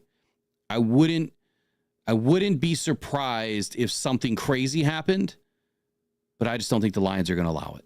I think that they're going to be way too prepared for everything that the Commanders are going to be able to throw at the Detroit Lions. Dan Campbell is not going to allow it. He's not going to allow a rookie to come into his building, and neither is Jared Goff. They're not going to allow a rookie to come into his building and take us down. It's just not going to happen. Well, I got a bone to pick with old Mr. Dan Orlovsky. For an ex-quarterback of the Lions, he sure is wishy-washy. One week he loves the Lions. The next week he hates them. The next week he loves them. The next week the other team. And I've even seen it where we're playing a team, let's say the Vikings. He gets on one podcast and says how great the Vikings are. And then he gets on another podcast and says how great the Lions are. Yeah. When Matthew Stafford was the quarterback, he was all Lions all day. Exactly. And then when Jared Goff became the quarterback, he was one of the first to say Jared's a bum, Jared's a bridge, Jared's this, Jared's that. Yeah. And he was wrong. And so now, I can't say that word. So now how do I say this? His ego is bruised. Let me just say that instead of being a jerk. I'll just say his ego is bruised, right? So I think now he's trying to claw his way back into liking the Lions, and at the same time hoping that we lose to further the narrative that he started. Yeah. That's where I think Orlovsky is. Yeah. He just keeps running out of bounds every time he gets an opportunity. Da-da-da. Yeah. See, like when he first became a sports broadcaster, I was really in the Orlovsky corner because I'm like, hey, we got somebody that used to play for us. Right on. Now, take that and then look at Nate Burleson. He's with CBS now. And Nate Burleson is like 1,000,000%. Let's go Lions, right? Where Dan Orlovsky's like, let's go Lions. Yeah, it's craziness. So there was a question in the chat, and I thought that we discussed it. So maybe Walt didn't hear the other shows or whatever. But Walt had a question in here. Says if Ben Johnson comes to Vegas, or I should say when. Any chances you'd allow him to bring Hendon Hooker with him via trade? So I don't know where this is coming from. I don't know who's spewing this crap out there that Ben Johnson is just going to take players with him. Like that doesn't happen. Well, you know how it's going to happen. Well, hold on. It doesn't trade. It doesn't ever happen. So the players have to be free agents. And I understand you said trade. The players have to be free agents on expired contracts that have no, tenders available for them at all. Then they could go to another team, right? So let's clear the air there. They have to be bona fide free agents. Then you might see a couple of players follow a coach. But as far as a trade, why would the Lions trade Hendon Hooker? their only backup quarterback right now, beyond Teddy, who's going to go back to coaching high school as soon as the season is over. They're not going to trade. They're putting way too much resources into Hendon Hooker to groom him, to have him ready to go in the event that something happens to Jared Goff. Or I made a phone call to Eric last night. And I started off, this is kind of funny. I started off the phone call by this. You guys are going to hate me. I said that the Detroit Lions win the Super Bowl in 2024. Ben Johnson goes to the Vegas Raiders to become the head coach. And Jared Goff is traded to the Raiders for Max Crosby, a first and a second round pick. Boom. Does that happen? Because to me, that would be more of a likable situation than Hendon Hooker. Why would Ben Johnson want to go to the Vegas with Hendon Hooker? He's done nothing. He hasn't done anything. He's got a long way to go. Even though Hendon Hooker was my choice in the draft at that pick that I called way before the draft, he still has not shown that he can lead a team to the promised land, and he's going to need some time.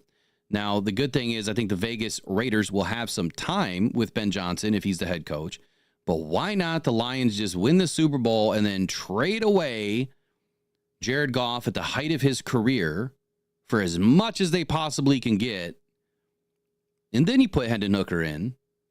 And then you take all those draft picks and the rest of the draft capital, or the capital that you just got back, and you're right back in business.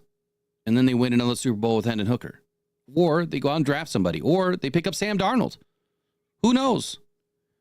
Now, those are all crazy situations that aren't going to come to fruition. But doesn't that sound just about as crazy as Hendon Hooker going to Vegas? Well, here's the thing. When we did the Stafford trade and all of this stuff went on with our new GM, Stafford was disgruntled with the Lions. He did not want to go through another rebuild. You're laughing at the chat, aren't you? Yeah, because I just saw someone said, man, that's a Bobby Lane move. You don't want to curse this franchise another 60 years. Told you weren't going to like me. But I just had to throw that out there because, we hear all these wild things, right? And I don't know where it comes from. I don't know what, I'm not going to say it. Individual is throwing all this crap against the wall, hoping it's going to stick. Yeah. It's just, look, it's one thing to have, fun conversations. And if we want to have a segment called the What If segment, maybe we will. We'll do What Ifs. Great. But if you're thinking that someone is actually giving good football advice out there that says that Hendon Hooker is going to go with Ben Johnson, that is the most laughable thing I've ever heard of. And while I'm not saying it's your bad question, I know you've heard it from somewhere. I don't know who's saying it, because you're like the 7th or 8th person that is either come into my chat or come into the comments and ask this question. I'm like, where is this coming from? So I know it's not you. It's coming from somebody. I just don't know who. Yeah. It just doesn't make any sense. Yeah. Like I was saying, when Stafford wanted to leave, he was disgruntled with the Lions. He didn't want to go through a rebuild. And that was a very particular situation. Now you move it forward to Hendon Hooker. Hendon Hooker is also in a very particular situation. He was a finalist for the Heisman. He, if not for a knee injury, probably would have won the Heisman and been a top 5 pick. Without a doubt. I said that from the very beginning. Without a doubt. So he's got the talent, and he's been in our system for a couple of years now. He's back to being healthy again. Maybe behind the scenes, Hendon Hooker hasn't become a problem, but maybe he's become disgruntled because his people are telling him, man, you need to be a starter. You need to be a starter. You need to go somewhere where you're going to have a chance to be a starter, not just because of injury. You talking about Hooker? Yeah. So maybe his people are in his ear, and maybe he goes to the Detroit Lions after the season and says, hey, listen, I should be starting in this league. Give me a chance. Let me go with Ben Johnson. Work out a trade. Yeah, hold on here. All right. Now we're going to get off on a wild tangent and probably not even finish the rest of the topics, but that's okay. I'm going to answer a couple of things in the chat, and then let me just be very clear. Hendon Hooker is not ready. For all of you individuals out there that thought that Hendon Hooker was going to start this season and that Jared Goff was a bridge quarterback, and Jared Goff, wasn't going to be the Detroit Lions quarterback of the future, and Jared Goff wasn't going to get a contract. Who sat here and said Jared Goff's going to get a $50 million plus contract? Jared Goff is going to be the future of this team. Jared Goff is going to get extended. Jared Goff is going to have an amazing season and beyond in 2024. This guy, right? Who also said that Hendon Hooker was a great option for the Detroit Lions as a backup. This guy, who also said that he should be taken in the 3rd round. This guy. Mm-hmm. The problem is Hendon Hooker has not developed. He has not developed yet. And we know that by what Mark Brunell has said, by what Dan Campbell has said, and others have said. He has not developed to the point yet where he is able to run a franchise. He came from a Tennessee offense that has nothing in common with an NFL offense at all. It is the most craziest, weirdest offense I've ever seen, but there is nothing in common with a traditional NFL offense. Nobody runs anything like that in the NFL. So for him to come into the NFL and have to learn, this is a 2 to 3 to maybe 4 year project for a guy to have to learn a system. Now, Mark Brunell said that, he's been doing great with his questions when he was injured and, when he couldn't practice, but he could sit in the meeting rooms, and then he was asked, test questions basically on, what did you learn today? And he's getting quizzed. And Mark Brunell always said, he's sharp. He's getting things right. But then translate that to the field. Translate that to the field where you've been from a system where you've never had to do this before, and now you're working in a system that is all timing, that you have to figure out the defense, you have to hit your progressions. He didn't do that. At Tennessee, he would hike the ball, sit back, and launch it. That's it. Now it's a little bit more difficult than that, but that's the degree of the progressions that he went through. He doesn't have to do what Jared Goff does. Now, he has the ability to run. That makes him attractive, right? He has done nothing since he's been in. The limited time that he has played, what has he really done? Nothing. He has not shown up and showed me that he is ready to command a team yet, and he's not going to. He's not even threatening Jared Goff at all. I mean, look at it. Jared Goff throws 5 interceptions against the Texans. Don't you think that if Hendon Hooker was ready, that he probably would have been put in that game at some point? Just to say that maybe Jared's having a really bad day, we need to win this game, we're going to go throw Hooker in. I mean, that would have been the moment that maybe Jared Goff would have sat down for just a second to let Hooker go in and finish out the game. If anybody ever thought for 1 second that Hendon Hooker was going to be able to do that. Now, I'm not trying to poo-poo on Hendon. I think he's going to be a great quarterback in the NFL. I think it's just going to take some time. Yep. And I don't think the Lions are going to trade him away. And so let me answer a couple of questions. Number one was, if Hendon Hooker was offered, if Hendon Hooker was offered, if the Detroit Lions were offered a 2nd round pick for Hendon Hooker, would the Lions do it? Well, of course they probably would. And the reason why is because he's not even worth a 5th round pick right now. Hendon Hooker is not even worth where he was drafted. And I say that because he hasn't done anything in the league yet. You're not going to get a commensurate, draft pick back for what you invested in Hendon Hooker right now. If you got a 3rd round pick, I would be extremely surprised. But I would say you'd probably get a 5th round pick for Hendon Hooker right now. What was the other question? So there's a big reason that the Lions brought back Teddy Bridgewater. There absolutely is something to because that made literally no sense for them to bring back Teddy, other than for Teddy to get a ring. But you don't just bring your buddy back to get a ring.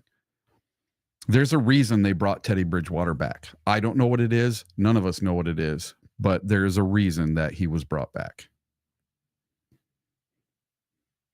Yeah, there obviously was a reason. There obviously was a reason for him to come back. And I think that was to give the Lions more of an insurance policy over Hendon Hooker if something should happen. Because, Teddy came back and like the first practice, he lit up our defense. And he said that in so many ways, right? After that practice's presser. So to answer the question, so someone put in here like a 2nd, a 3rd. Where was it? A high 2025 3rd, 2025 5th, and 2026 3rd? for Hooker? No way. If you even got a 25 fifth for Hooker, again, I think that's his value. Yeah. You're not getting 3 picks for Hendon Hooker, who's done nothing in the NFL. Again, I don't know where people come up, with these things on other channels or news outlets or wherever it's coming from. Again, I'm not blaming you or saying this is all you, but I've seen this like 6-7 times now where people keep coming up with this idea of Hendon Hooker going with Ben Johnson. It's not going to happen. And if it does, Ben Johnson's not going to overpay for Hendon Hooker. He knows what he's worth. Yeah. What wasn't Justin Fields traded for a conditional 4th? Exactly. You think that Hendon Hooker is as good as Justin Fields? Yeah. He hasn't done anything yet. He's had what, 6 or 8 snaps in the NFL? In mop-up duty when we're up 52-14. Taking some knees, handing off the ball. All right. So anyway, Walt, here's where I'm at. If he's not ready, why poo-poo the trade is your question? Well, why would we want to get rid of Hendon Hooker? If he has that much ability, if you guys really think he is the future, then why would we ever get rid of him? So I'm going to put the question back on you. If you really think he's that great of a quarterback that you could get 3 picks for him, why would we get rid of him? Why wouldn't you want him behind Jared Goff if something were to happen? And so I think that's where I'm going to rest my case, is I do believe that Hendon Hooker is going to have the skills to pay the bills in this league. I think it's just taking a little bit of time. But at the same note, we haven't seen what Hendon Hooker can really do yet. He hasn't been in for a full game. He's played in the preseason. And I would say even in the preseason, it wasn't that glamorous. There was a few spots here or there that he looked good. But you're going up against, 3rd and 4th string defenses. I think that we need to see more. And look, he's only, this is his first real season being out of injury. Mm-hmm. He still needs another year of development after that. And look, Jared Goff's playing at a high level. You absolutely need to have a affordable option behind your starting quarterback that you're paying $50 million a year to. And that is Hendon Hooker on a very, very cap-friendly deal. And matter of fact, when we add another quarterback next year, it'll be another friendly deal. It probably won't be a free agent. It might be another rookie. Who knows? But Jared Goff's here to stay, and so is Hendon Hooker. I don't think that the Lions are going to give up on him. If anything, they're going to add more around him. But, again, I'm not calling you guys out, or anything like that. I just think that I've seen these wild, crazy scenarios keep getting popped up, and I just don't know why anybody would want to get rid of Hendon Hooker, but at the same time think that he's worth so much, because he's really not. I mean, we just have to be realistic, right? Yeah. Got to be realistic for a moment. And the thing that most Lions fans don't contemplate when they're talking about Hendon Hooker is, heaven forbid, something happens to Goff. Goff gets an injury, let's say, in a game, and he's out for 3, 4, 5, 6, 7 games. We have to rely on Hendon Hooker. So we have to have that quality backup, something we've never had in Detroit. We've never had a real good quality backup that we have groomed to take over to be our starting quarterback. And who better to learn from than Jared Goff, one of the best to ever do it for the Detroit Lions. That's something Stafford never had an understudy. He never had anyone under him that he was grooming to take over for him someday. There was never that guy there. So this is the perfect place for Hendon Hooker to be, to learn from Jared Goff and to eventually be able to someday take over the reins and take over the job. So real quick, Walt, I didn't know that you're a Raiders fan. I thought that you were a Lions fan in here. So Walt is in here saying that he's wanting to know who the OC would be after Ben Johnson leaves to his lowly Raiders. Well, I went over that yesterday. So I went through the Coach Poach video yesterday, and I highlighted all of that, who would be in line. And there's 5 coaches right now that are kind of in line, and there's a couple that are in-house. So I think that, your top 2 odds-on favorites for the Lions is probably Hank Fraley. I don't know. I mean, there's so many options, but there was Hank Fraley, there was You got Mark Tanner Brunell. Engstrand, who's been doing it. Of course, you got Mark Brunell, but I don't think that Mark Brunell wants to be an OC. No. I think that he loves being a quarterback's coach. And to your next question, would Mark Brunell go to Vegas? No, Mark Brunell's already come out and said that he won't go to Vegas. It's too far away from his family. He would go to Jacksonville, though, is what his friend Craig Huntington said at former Jacksonville offensive coordinator. Anyway, we'll move on from this. There's some videos, Walt, in the video section that kind of discusses all of that stuff about Ben Johnson and Aaron Glenn. I do think that Ben Johnson is a lock to go to the Raiders right now. I think it makes the most sense. Next up, so refs may pose an issue for the Lions versus the Commanders. So, Eric, did you see who we polled in this matchup now for the refs? Let me see. I have not looked yet. And what I did yesterday is I took this a step further, but you know what? It's on my laptop. Shoot. I don't know if I'm going to be able to open this up on. Nope, I can. It transferred. So this says the Detroit Lions and Washington Commanders divisional round matchup will be officiated by Ron Tobert, an NFL official since 2010 and lead referee since 2014. Tolbert has local ties as a graduate of Michigan State University. In his time as a lead official, he has officiated just 3 Lions games. Most recently, he presided over the 34-23 victory over the Minnesota Vikings on December 11th, 2022. So it's been a while since we had this crew. I like that. Yeah, so in here, though, what they talk about is this. The issue is they're the most flag-happy ref crew. And but so let's notice this last weekend that the refs let them play. Different game, right? Different city, different teams. Yeah. But here's what the article says. The Lions and Washington Commanders divisional round matchup will be officiated by Ron Torbert. Now, NFL official since 2010, lead referee since 2014. Torbert has local ties as a graduate of Michigan State University. I like that tie, but I'm going to believe that these refs are unbiased, okay? So in his time as a lead official, he has officiated just 3 Lions games. Most recently, over the Lions' 34-23 victory over the Vikings, December 11th in 2022.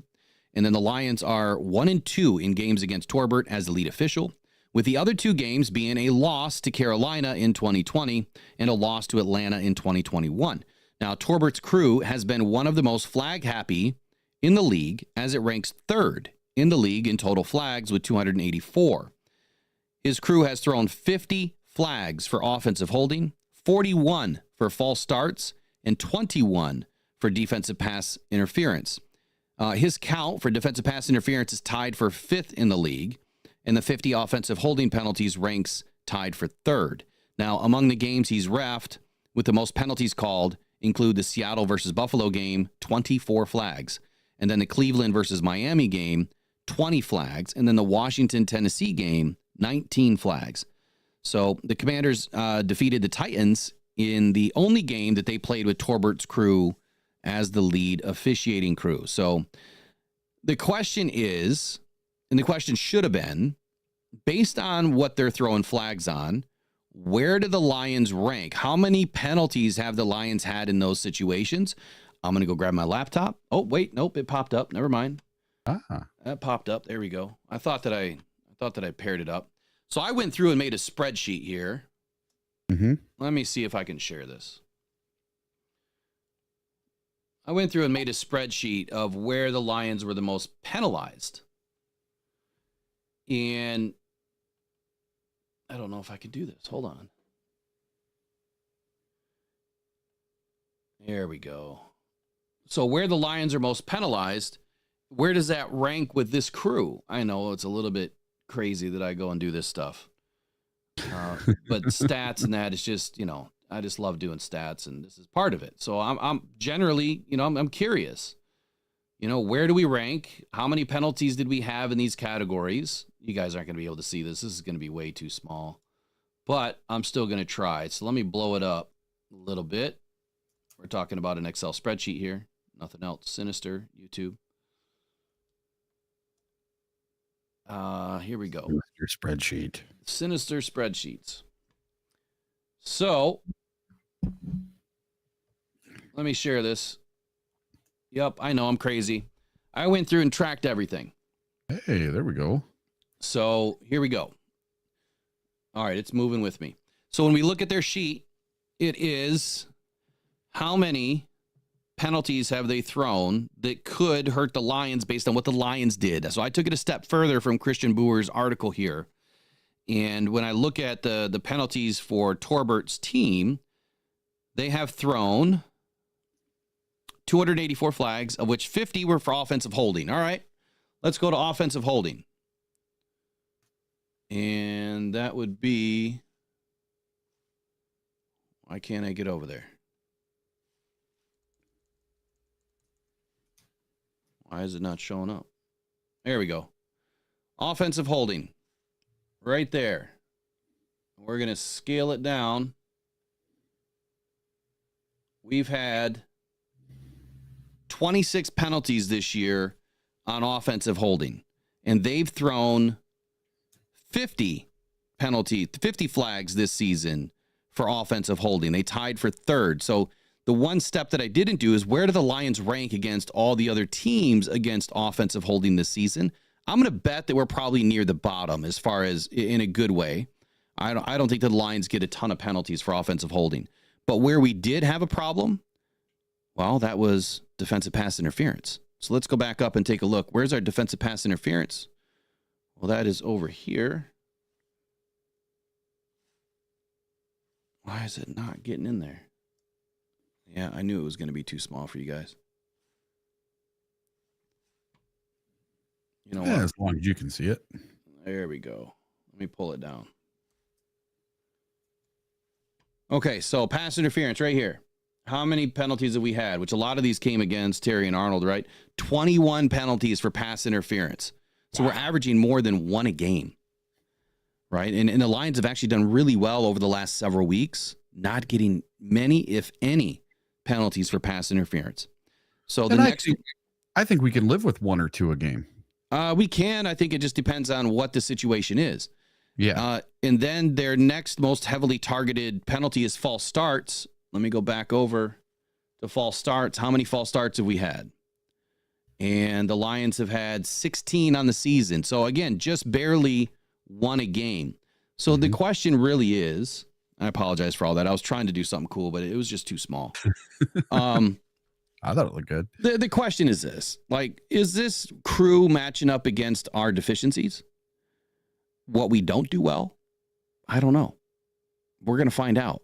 But let's just hope that the Lions, over the last several weeks, that really haven't been getting a ton of penalties, we'll continue that, on Saturday night, because we have been flagged quite a bit, for defensive pass interference. And that is the one that does worry me a little bit. I think that Terry and Arnold's been phenomenal the last several weeks. And, I think illegal contact is what's been getting called more often. But to your point, Eric, we did see in these games over the weekend where I feel like these refs were kind of letting them play a little bit. And I'm hoping, especially, which game was that? Was that the Bucs in the Commanders game where, there was clear holding in the end zone? Clear as day. It was illegal contact or holding. Not called. And that would have been a first down. And it could have been, another opportunity for a touchdown, but not called. That kind of stuff can't happen. If you look at the playoffs and just try to go back in your mind and remember all the previous seasons' playoffs, the further teams get in the playoffs, the more these refs let anything go for teams to score. It seems to be less pass interference, actually less holding calls. I think they're still pretty good on the false starts and everything, but they kind of tend to let the little ticky-tacky stuff go.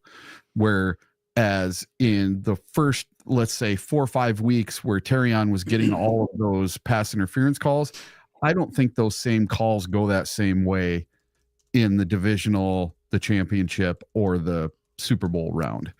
I think they let teams get away with some of that stuff. So big shout out to Raider Ray in the chat. So Raider Ray, I believe, is now a subscriber of the channel. He watched, right on. Yeah, he watched the video that I put out the other day, and he says, as a Raider content creator, I loved your Brady Ben video. He wants to know who do we see as Ben targeting for his staff and quarterback position. So I don't have a ton of time left today because we're kind of up against the clock here. It's 1 minute away from 10 a.m. I'm going to try to do that tomorrow. So, Ray, if you want to join us tomorrow, that'd be great. And matter of fact, since you're a creator, why don't you reach out to me at mailbag@rockedon.com, mailbag@rockedon.com, and let's get you on the show and let's talk about some stuff in the postseason. Let's talk about the Raiders and what they're doing. Would love to meet up with you and talk about it. So I got a couple more topics to kind of get through the rest of the day here. Do the Lions struggle with mobile quarterbacks? This is a big one. I knew I wasn't going to be able to get to sacks and turnovers today. Do the Lions as long as you want today? I have nothing. So we can go as long as you want. All right, let me think about it here for the next few minutes.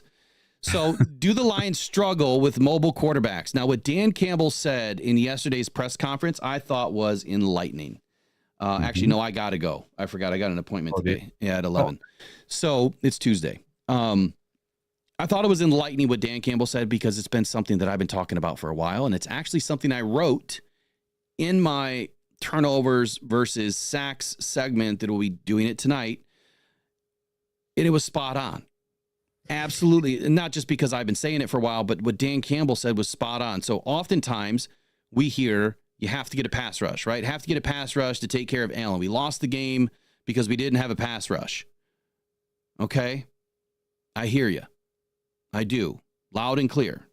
We've been talking about it for a long time. And I just in the community chat, I relisted my pass rush by committee video.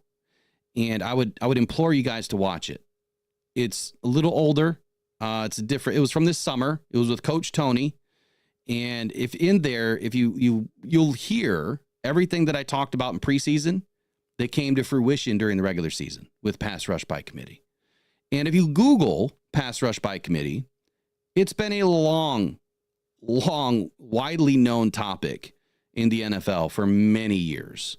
So if you Google pass rush by committee, I mean, you'll see stuff in there from 2000, from 2017, 2022, from, different teams all over the NFL. It is a widely known topic that a lot of different teams talk about. So at the 12:22 mark of yesterday's press conference was Dan Campbell. And Dan Campbell has said something that I've been talking about for a while. And that is, well, really, does pass rush even matter against a certain collective of quarterbacks? That's the question. Does it even matter? And Dan Campbell said exactly this, talking about the Bills game and talking about the pass rush, and that, would we have won the game or not? That wasn't what Dan Campbell was talking about. But what his answer is nobody is having success against some mobile quarterbacks, especially Josh Allen and Lamar. So let me see if I can bring this in on the fly, because I did not have it ready before we started. So let me see if I can bring this in on the fly. And we'll talk about it here. Before I get it, Eric, why don't you keep us busy for just a couple of minutes here? All right. So I have something a little off topic, but it's about the Detroit Lions and myself. So yesterday I was featured in an article by the Detroit News, and I posted it on my social media, and it was really cool. Very good article, talking about a bunch of us super fans, what our expectations were for the year, and what our game days are, like what we wear to the games and all that kind of stuff. And one of my fans went into Meta AI and asked it what people are saying about this article. And it says, Eric Rintamaki, a devoted Detroit Lions fan, is hailed as a super fan after accurately predicting the team's 15-2 record. His dedication and unique game day attire, including a Honolulu blue beard, earn admiration from fellow fans. Many praise his passion, with one comment humorously liking him to the football Notre Dame. So I thought that was pretty funny that somebody went to AI and asked it what all the comments were saying about me. I thought that was funny. All right, I think I got this thing dialed up. And if you want to talk about football Notre Dame, go back and listen to that video from August. Yeah. Or any video from the preseason or the draft from 2023 where I hit all five. I mean, there's plenty that we get right here. We get a lot right on this channel. And it's because of all the hard work that we put in and all the dedication that we have to the team. We really try. And we get things wrong. you know what? I'm the first one to hold up my hand and say, I missed it. All right, here we go. Let's listen to Dan Campbell for a minute here.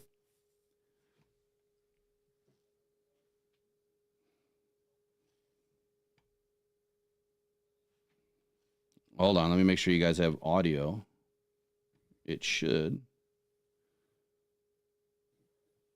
Did you guys have audio on that?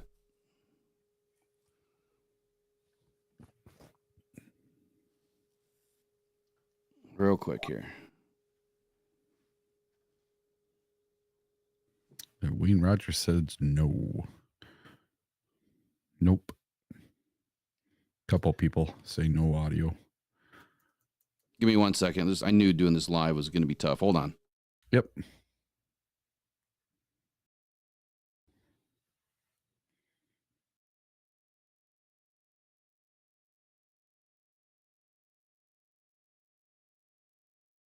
Right now I have it paused, so you're definitely not going to have anything, but 1 sec.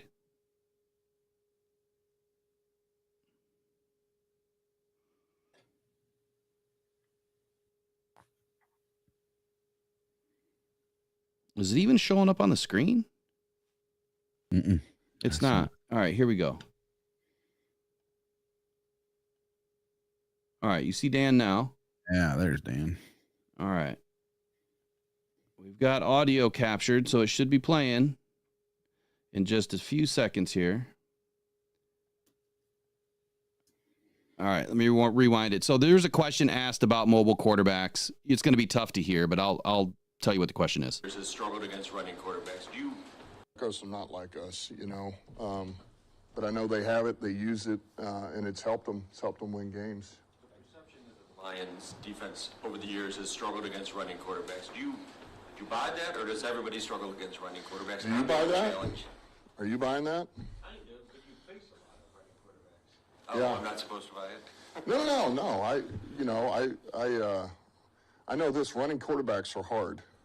They're hard to defend, and it's like somebody tells you that we don't handle running quarterbacks very well. Well, tell me the team that does. Give me the next team. All right. So now you're working for whoever. I don't care who they are. So there it is. That's all I wanted to share. There might have been a little bit of an echo there, but that's all I wanted to share from that portion of yesterday's presser. So his answer is, well, do you buy that? Do you buy that you can't handle running quarterbacks? Do you buy that this team can't handle running quarterbacks? And at the end of the day, his answer is, you tell me a team that does do well against running quarterbacks, because nobody does. Nobody has ever really done well against running quarterbacks. But this year, I think that the Lions have done an extraordinary job against these dual threat type quarterbacks. Now, our defense might have been a little bit different back then, and we had a few more pieces back then. And no, you can't replace everybody that we lost in one season. You just can't, right? At the trade deadline, I think a lot of people forget what the trade deadline is really about. And I think that I think a lot of people that forget that not a whole lot of action happens on trade deadline. Historically, there's not a ton of action. This might have been the most action I've seen from a couple of teams that actually made a couple of moves.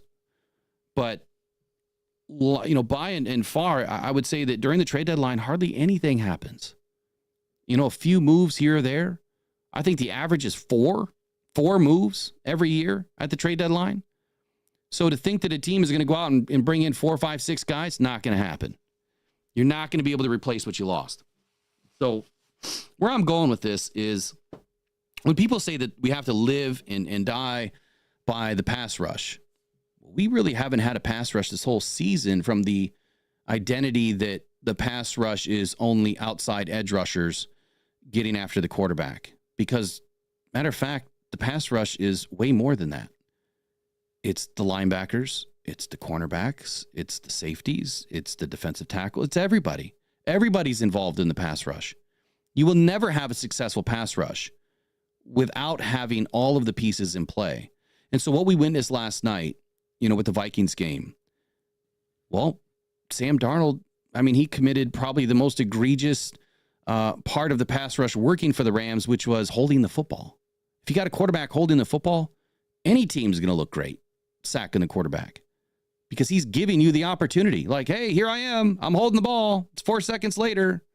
And that's the other thing. It's how many quarterbacks are sacked in under 3 seconds? Not many. How many are sacked in under 2.5? Even less. The average sack time in the NFL is over 3 seconds.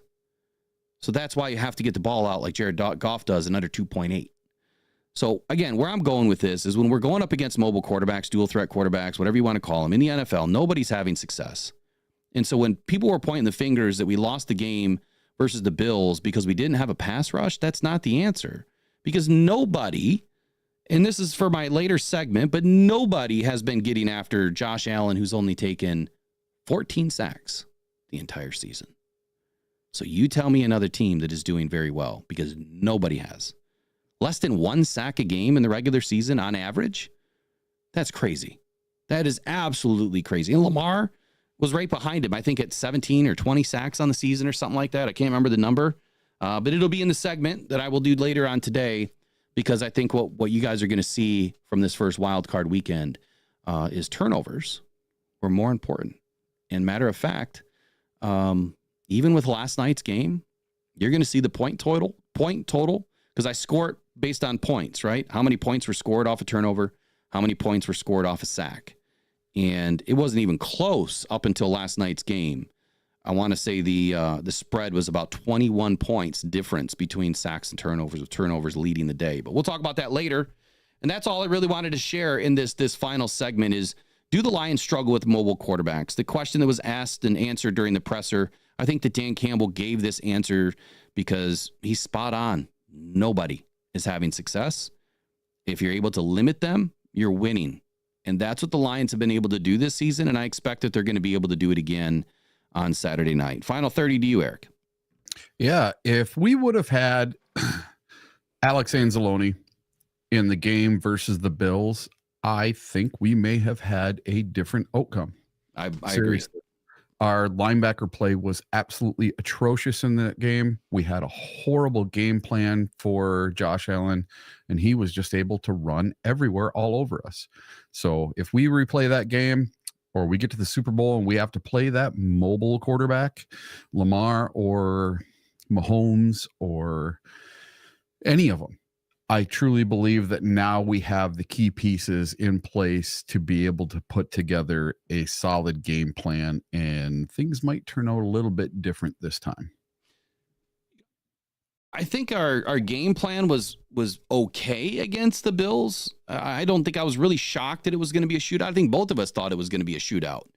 I think that the issue is, when you can't stop a guy that is rolling out, and using all these off-schedule plays, which we talked about before the game. The exact same thing I said was going to happen before the game happened. I said that the guy rolls out, extends plays, and then he throws the ball 30, 40 yards downfield or 20, 30 yards downfield and completes it. All of his completions were downfield after he rolled out of the pocket. You know how incredibly difficult it is to sack a quarterback that is rolling out of the pocket almost immediately? That is not a pass rush that's going to get to him. That's a cornerback. That's a safety. That's a linebacker that is now having to go cover that zone to go get after that quarterback. A pass rush is containing the pocket, right? That's where you're supposed to deliver the sack, is in the pocket. But when he goes outside of the pocket, it's pretty difficult to contain and have a very effective pass rush. So anyway, not to get too far off topic, we'll talk about Jaden Daniels getting sacked 8 times during this season in a game tomorrow. We'll talk about that tomorrow. And then I'll have the segment later on today, unless Eric wants to do it tomorrow. Sacks versus turnovers. What it really meant in the first wild card weekend, and what has it meant in the last few Super Bowls or the last few playoff runs? And what does it mean for your Detroit Lions? Can we be effective against the Commanders? We're going to talk about all that and more tomorrow, and then maybe back on tonight. You guys have a wonderful day. Go One Pride, go Detroit Lions. We'll see you guys in the next one. Take care. The season is here, and you want the latest news and rumors on your Detroit Lions. Head to sportspider.com. That's sports, SPYDER.com, where you can get your Lions news and all your sports in one place. Man, this site is packed with your favorite podcasts, live news, articles from local writers, and insiders, all updating in real time. Not just the Lions, every major sports team, including MMA, UFC, and so much more. Don't want to waste time searching? Sign up for free. Create your ultimate sports news hub. You control what hits your feed at SportsSpider, your number one source for all your sports. Visit SportsSpider.com today.